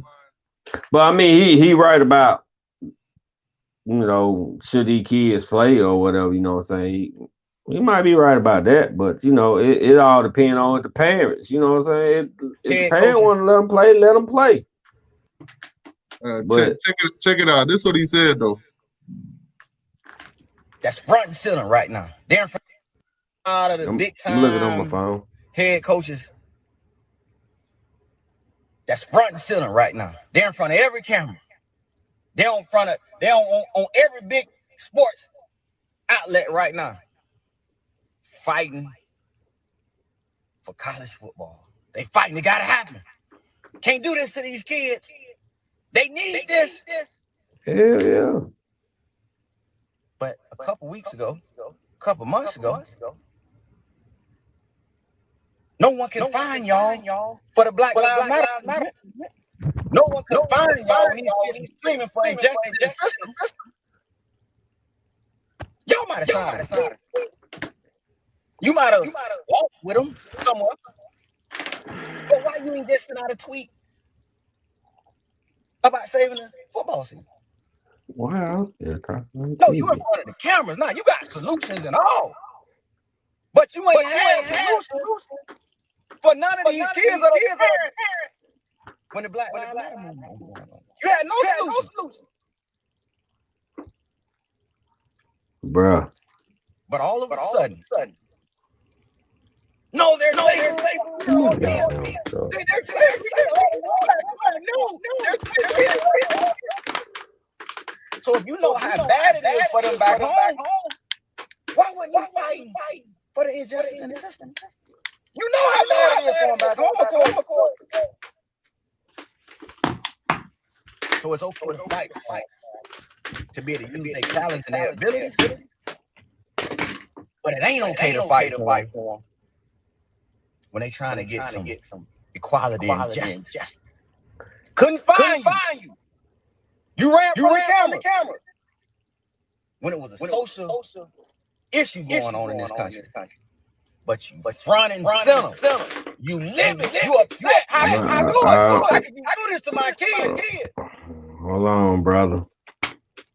I say it all the time. I might be some dumb, but I ain't plumb dumb. Yeah, basically that's what he said, man. But hold up, bro. The Black Lives Matter, all this rioting and looting, it's all was planned. Did you ever heard of Antifa? I don't know what he heard of. I'm saying, I'm asking you, have you heard of Antifa? You gotta kill your background noise. I ain't got nothing going. I ain't got nothing going on my TV. I turn my TV down. Can you hear me good? Yeah, I can hear you. Yeah. Okay, now I don't hear no echo. Okay. Have you ever heard of Antifa? Me no. That's what was going on with all that riding and looting and stuff is Antifa. It's more than what you think it is. The Black Lives Matter. Don't you know the Black Lives Matter started from a white man? Yeah, I didn't know that. Yeah, I said, you gotta do your own research, brother. That's all I got. You do your own research. It's more than what you think it is. Like Trump, I ain't no Trump supporter, but I agree what Trump trying to do. Trump trying to stop all this damn kid trafficking and all this stuff, man. Right. That I support him on that, but the other shit, I ain't got nothing to do with that. But with the kids, the pedophiles and all that, that's what he trying to do. He trying to kill all the pedophiles. Hollywood. Yeah, Jeffrey Epstein, Hollywood, all that shit, man. It's all combined into one. And I support him for that. But anything else, he can get my ass. But with these kids, bro, I support them 100% with the kids. That's it. But if don't nobody else support them about the kid, that mean they like pedophiles too. So you gotta look at that too. Oh, we ain't gonna support him because he trying to get all the people like what's called what the name is trying to run with him? Joe Biden. Yeah. That nigga a pedophile. I'll be hearing that a lot, man. That nigga a pedophile, bro. I've been hearing he a little touchy too. Man, you didn't see the kid, the girl he touched the video. Like I said, I've been seeing a lot of pictures and stuff where everybody hugging and touching. Man, the whole damn Hillary Clinton, Obama, yeah, I might not believe, but hey, trust me, I've been hearing a lot, man. Baby blood drinking and stuff like that. Yeah, oh yeah, but I'm gonna let everybody stay stuck in the matrix and believe what they want to believe. Like my mama, she don't believe. I'm saying, all right then, well, it is what it is. But you know the thing too, being a woke person, man, you can't teach these people about the matrix. You can't teach them about when you try to get them to open up that third eye, nobody listen to you. They don't want to listen. My mama 66, she don't even want to listen. But the first time I was out sun gazing, out in nature doing my thing, my girl thought I was crazy. Well, I can't Sunday because I work night shift. when I get off at 7 o'clock in the morning, I can't chill at the sun. I can't, And it's a lot of people too. You can't explain them. Hold on, They, back. hold on, let me turn it one more down. I'm turning down that. What about now? Yeah, no, nothing. Oh It's no, straight. It's still All there. right. What about now?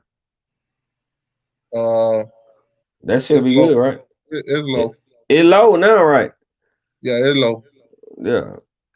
Yeah, but Yeah, man, this shit crazy, man. trying to explain them, what's going on. I mean, you can't even teach people nowadays about the black web and none of that stuff. They think you're crazy. They think the whole 5G stuff all was people being crazy. Look here, the 5G it's not here yet, but the 5G gonna be built underground.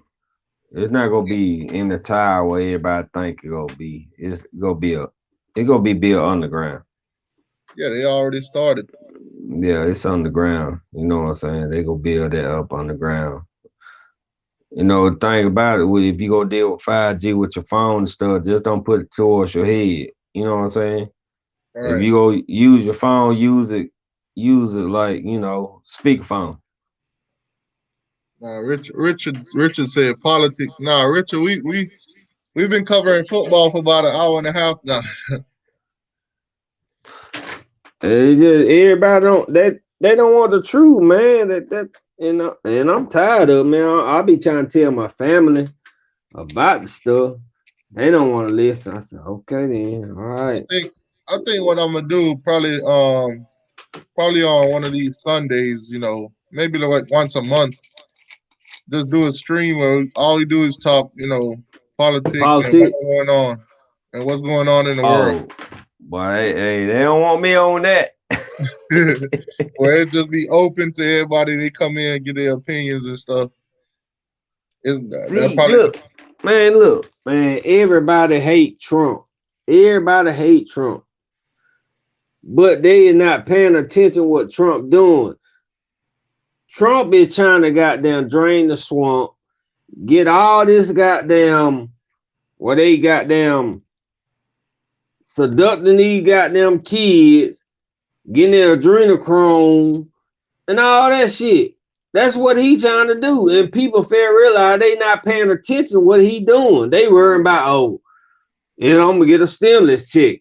Fuck us, go to goddamn work. Fuck a stimulus check. God damn. Shit. Yeah, I don't know. Realize. Hell, I've been working since goddamn pandemic too. Shit.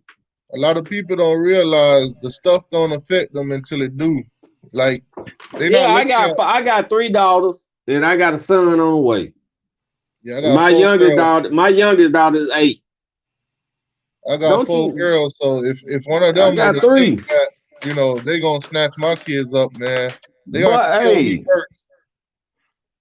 Exactly. That's what I'm saying. Shit. Yeah, they don't understand until it happens to them. Right. They worry about Democrat, Republican, all of them in it to the goddamn together. And they don't understand that.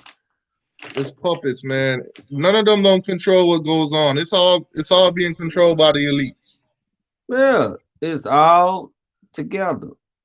But the Democrat, Hillary Clinton, Obama, Jeffrey Epstein, all them motherfuckers in the ring. And they already arrested what's called Gwendolyn, whatever damn name is, Maxwell. You don't think that woman go tell? He's singing like a bird.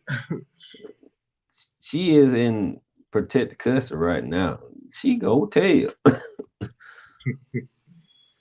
And it is what it is, man. But with the whole Big Ten thing, let's get back to football before we drive crazy. I thought you want to talk about some politics, but hey, I'll be on that. But hey, like Big Ten, Pac-12, they pussy. This coronavirus not going nowhere, bro. That's what a lot of people been saying too. If you playing football or you're not, if you're gonna catch it, you're gonna catch it. You'll catch it regardless. Like I said, I believe I had back in last February. You know what I'm saying? But I took everything. Rotussin, Mucinex X, a little homegrown stuff. I took it. You know what I'm saying? But Man, it could have been coronavirus. it's just like I've been telling my girl, man. All you gotta do is do what you normally do, because if it happens, it happens. You're not gonna know where it came from. When you feeling sick, go on and kill it. Don't wait. Don't go no hospital. Just go on and kill it. You got your stuff. Go on and kill it. And like I was telling Zoe too, like the numbers that you see out there, That's fake, man. it's Fake, man. manipulated. I was in chat. I was in chat the other day. I just I just don't comment. I like, but I don't comment because I'll be like, I'm not finna get into that. You know what I'm saying? You got some people believe and don't believe. Yeah, see, like I was telling him, I went to the hospital. The doctor said I had pneumonia, right? It's all put together. Pneumonia, bronchitis, flu. So they did a corona test on me, which came back negative. They told me everything. Yeah, you did it. Your test is negative. They kept me overnight and sent me home the next day.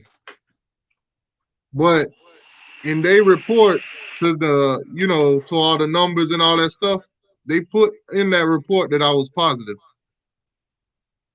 So what that does is, if they doing that to me, if they did that to me, how many other people they did that to make those numbers rise during that time? They put that to make the numbers rise for the economy. They did that. And then with a lot of people that died, they died from other situations, but they put them. Exactly. But Lonzo my boy, you my boy. But I got some shit.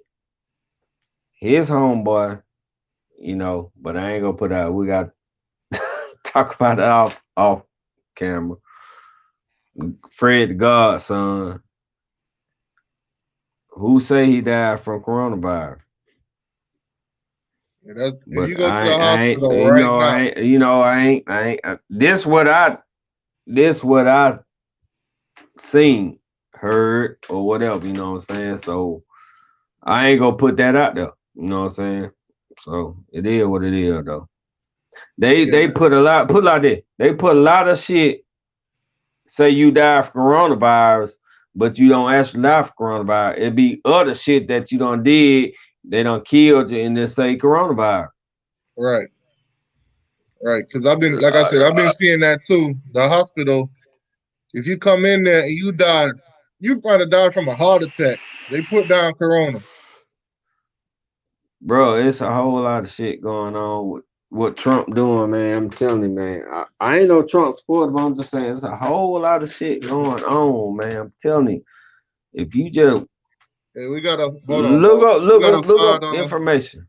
We got a $5 donation from Will Scott. Say Trump ain't doing ish. No, Will Scott, you better goddamn pay attention. You better pay attention and go do your research. I'm black.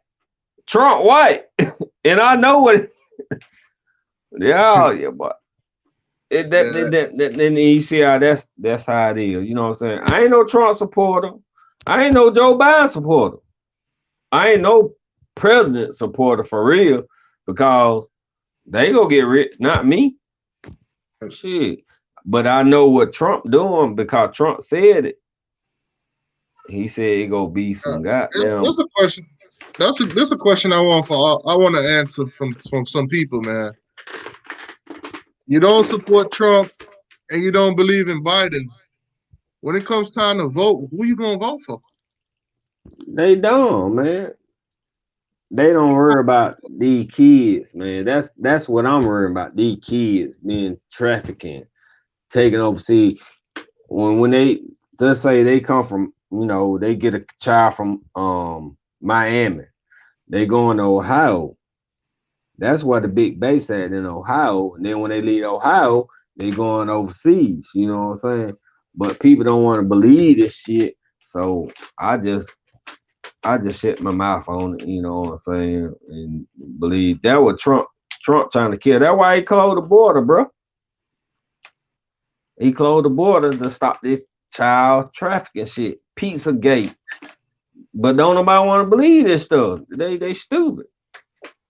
And this man go say, This guy say he voted. This guy say he voted for Kanye West. "Oh no, I ain't vote for nobody. Not Yeah, nan one of them." according to Kanye West, he in a sunken place right now, bro. You don't want him to take the country with him.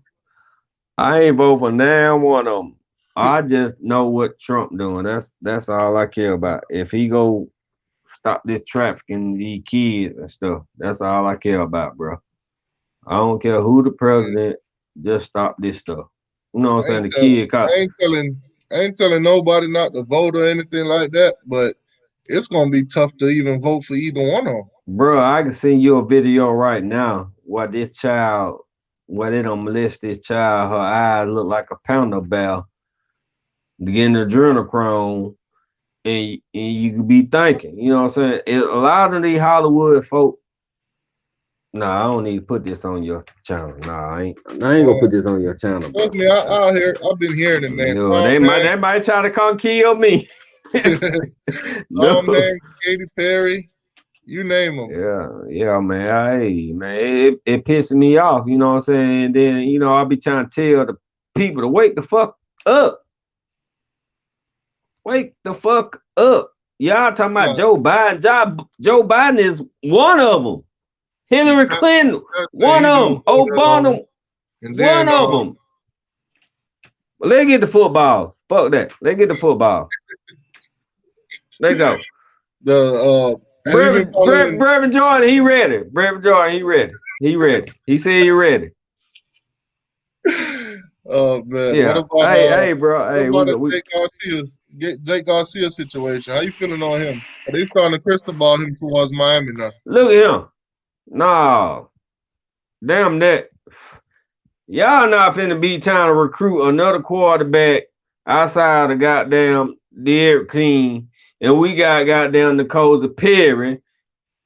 Nicole Perry, that's who I want to start out the goddamn Derek King. Jay Garcia can stay ass in California, all I care.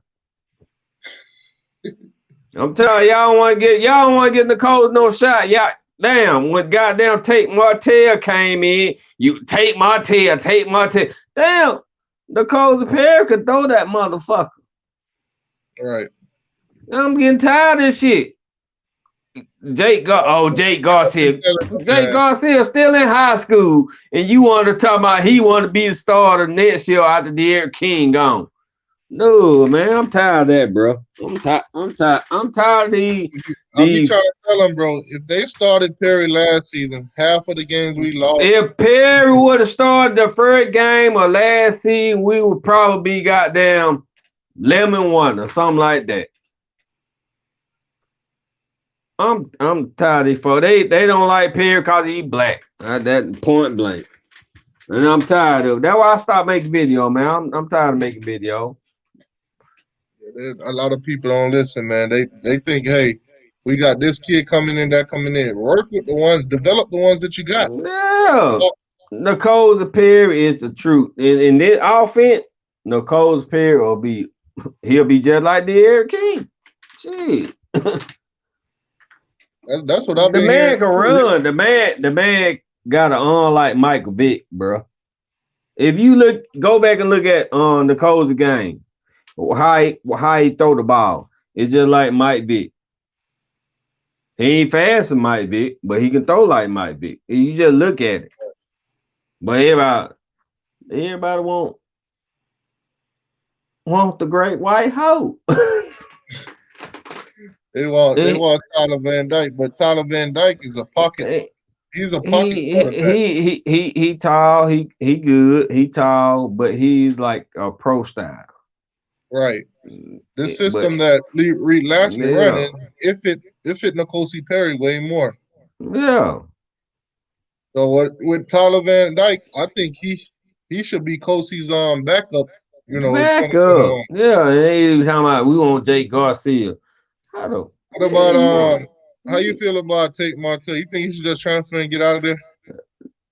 Go on back home. He should never came. It's either that or better work on the receiving skills. Play slot. Play slot. That's all I tell you. But I don't think he can play slot because his feet too big. No, he might well just go on back to Vegas. Play one of them teams because he's not gonna make it down in Miami. Not that no quarterback. Yeah. I mean, I'm kind of glad Jaren got out of there, but at least he was smart enough. But bro, listen. Everybody, Jerry wasn't the problem though. Jerry got an arm, bro. I watched the Florida State game last night at work. Cause I was at the game. And I watched the game. Put it like this. If you put Jerry in the offense that we finna run now, how you think he'll do? Instead of this play action, slow ass pad that Dan Enos had. I think he'll do good, but I still think King and Perry would be on a different level than him. Yeah, because they can run. Right. But see, I'm that just saying, passing wide, I can't say about the air, but pass wide between Narcosa and Jared throw that motherfucker, bro. He can throw that motherfucker, but if he got time, it gonna be on the money. I ain't trying to hate on nobody, but I'm just saying. But if you put him in the offense we got now, it'll be a whole total different thing. But we got, I don't know what the hell Dan Eno brought. Dan Eno brought goddamn offense from 1970 or something. That shit was boo-boo. And it made us look bad. Why? We look bad. Made Miami look bad. Let me share this little video real quick. I don't know why my shit late though. It wasn't late on Lonzo shit. Why my shit late? All sorts of challenges anyway, but that's I don't know why it's lagging. Changed as we That's what I'm trying to say. I'm looking down the screen on my TV. And I'm looking. I've been saying that. Is the biggest challenge? Oh, that man on there. Yeah, you talking about? You think it's safe? And we always tell our guys we're only as good as our last test or as our next test. We've had a good run now of negative tests, but it doesn't matter. It takes one decision. Might be one member of the team. I'm still talking on the screen. You cannot catch coronavirus playing football. Yeah, the screen and the TV is not. It's not on point. All the credit to our players, bro. Hey, when you weren't in there when I got in there with not Tonio, Lonzo. It was Lonzo, me, and Logan. Be responsible. I had my shit turned down. I'm looking at the TV and I'm on there. They have been. You bring up a good point because we can't sit here. You can't bubble. I'm trying to see can I catch it up. I'm still talking on my TV. But on my phone, I'm looking at my phone. Safety away from football. Take me into that team meeting room. What are some of the conversations you had with them about that? Well, we do have a bubble. You've got a bubble. We ain't got no bubble. To allow it to get within 6 feet, whether that's at work at ESPN or when you go home or when you go to the grocery store. We're not gonna have no bubble. We all have a bubble. Basketball got bubbles. And that bubble is who we allow in close contact with us. No, what he's saying is everybody the NBA bubble or going to Orlando and being completely isolated. We can't do that. But we can determine who we allow into close contact with us and for how long we allow them to be in close contact. Man, they might well just everybody play the goddamn game and just forget about their coronavirus shit. Like just think about it as the flu. So we try to explain to our guys that anyone you bring into your bubble, you are in essence bringing into the Miami Hurricanes bubble.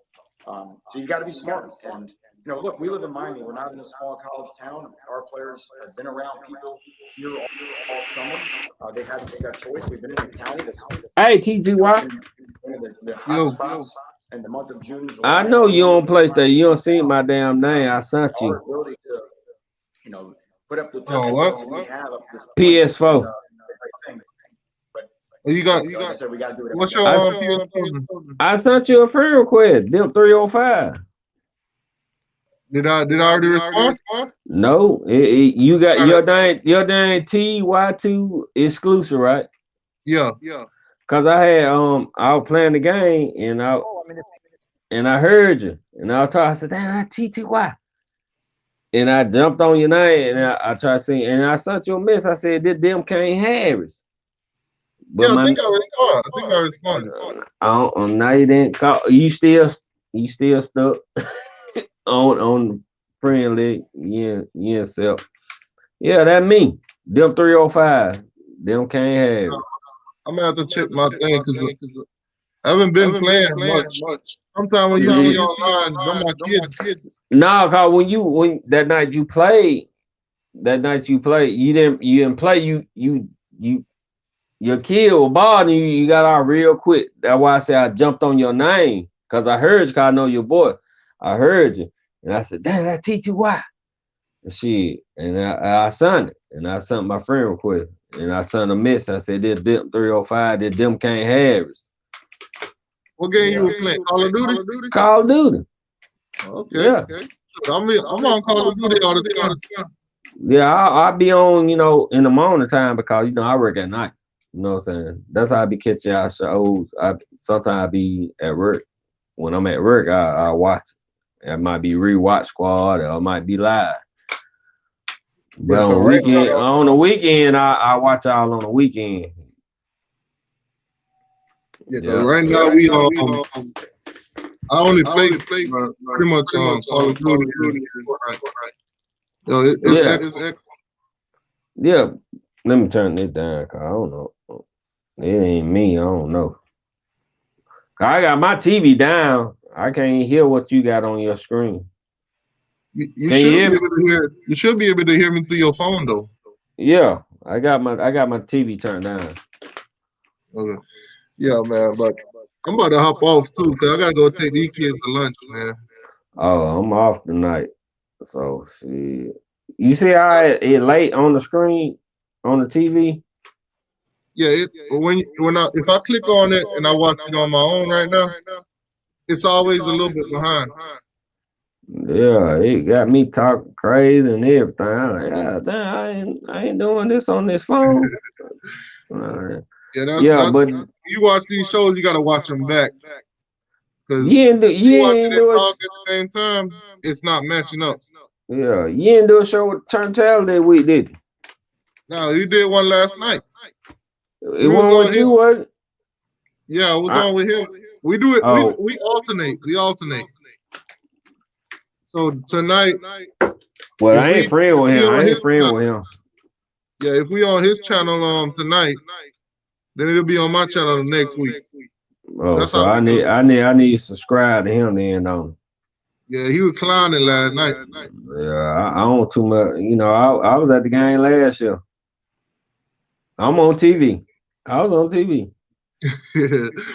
Man, I was at one of the games with the Twins, and I had them in my hand. Talking about them girls? My girls. Oh, I thought you were talking about the girl twin Tallahassee. No.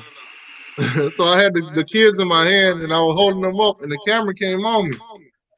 And they had the camera on me and the Twins for about a good 10 seconds. So you was at the game last year? No, not last year. That was like I think like 2 years ago. No, man, I tried to get that video so bad, bro. I reached out to the school and everything. They say it was just a live feed. They don't have it. Go to YouTube. Trust me, I went everywhere. You went? Did you go to the game and you find where you was sitting at, and you slow it down and see what you was saying? Cause that's how I did. Cause I was on TV, but I slowed mine down. But what I'm saying is, mine didn't come across the TV. It came on the live feed in the stadium. Oh well, I was on TV. I got pictures and everything. So I'm looking at with the headband on and everything. Cause we said in the end zone, in the west end zone, where we could touch the Miami player helmet. You know what I'm saying? We were right down there where I don't know if you know JD the boss. You know JD the boss? Yeah. Mr. All About the Youth. Yeah, he came down there, and then came the freak came freak. He came down there where we were sitting at. We were sitting down there where they at. You know what I'm saying? Yeah, see, when I be there, that's how close I be to the field. Yeah. And like ticket don't be high, bro. You know how much we spent? When they run out the end zone, yeah, to the side end zone, I'll be right there. You know how much we spent? $120. That's it. So you part of the West End Zone crew. Well, our part of get Florida State and when we was in Tallahassee. But we've been going to Georgia Tech game, we went there. So if you know TD Doss, you probably know my homeboy Alex the Pope. The Pope. What? How he dress? The Pope. I know. I shook. I hollered at JD. I shook his hand. I said, JD, cause we friend on Facebook, but I ain't never just actually met him. You know what I'm saying? I shook his hand. What up, JD? Yeah, because I had Alex came on a couple months ago. What do he be dressed up? Oh, I'm telling you, he be dressed up like the Pope and everything, man. Oh no, I ain't. I bet he be in the middle. He be in the 50-yard line. That's what it is. He be in the 50-yard line. That dude right there. He don't be in that goddamn corner while we at. You see him? Hold on. Let me see. I'm on. Nah, I ain't met him. I seen what you're putting with the beard. No, I ain't met him. I ain't met him. No, I ain't met him. I ain't met him. Find some of the he won in the corner when we played Florida State in Tallahassee. He won in that corner. I don't remember him. That's you? See that? There you go, right there. That's you? You won that Tallahassee game? We played Florida State. What? You were there? No. I wasn't. Oh. You can see him. It's on TD Boss right there. He right there with them. Well, we'll have to send some friend requests or something. We'll be there next year. Not this year, but we'll be there next. Called Georgia Tech. Got to come to Miami, and we plan on going to Georgia Tech game. So, but my anyway, brother man, talking about. I'm about to jump off, but I'm gonna hit you up on the PlayStation there. Yeah, DEMP 305, bro. The lowercase DEMP, DEMP 305. Yeah, I'll be on there playing Call of Duty with my boys, man. Yeah, I don't play that that Warzone shit. I play Team Deathmatch. Yeah, I play team. I play multiple player, or whatever. Yeah, we do it. Whatever, you know what I'm saying? We do. It is what it is. I play Demolition. And I play hard point.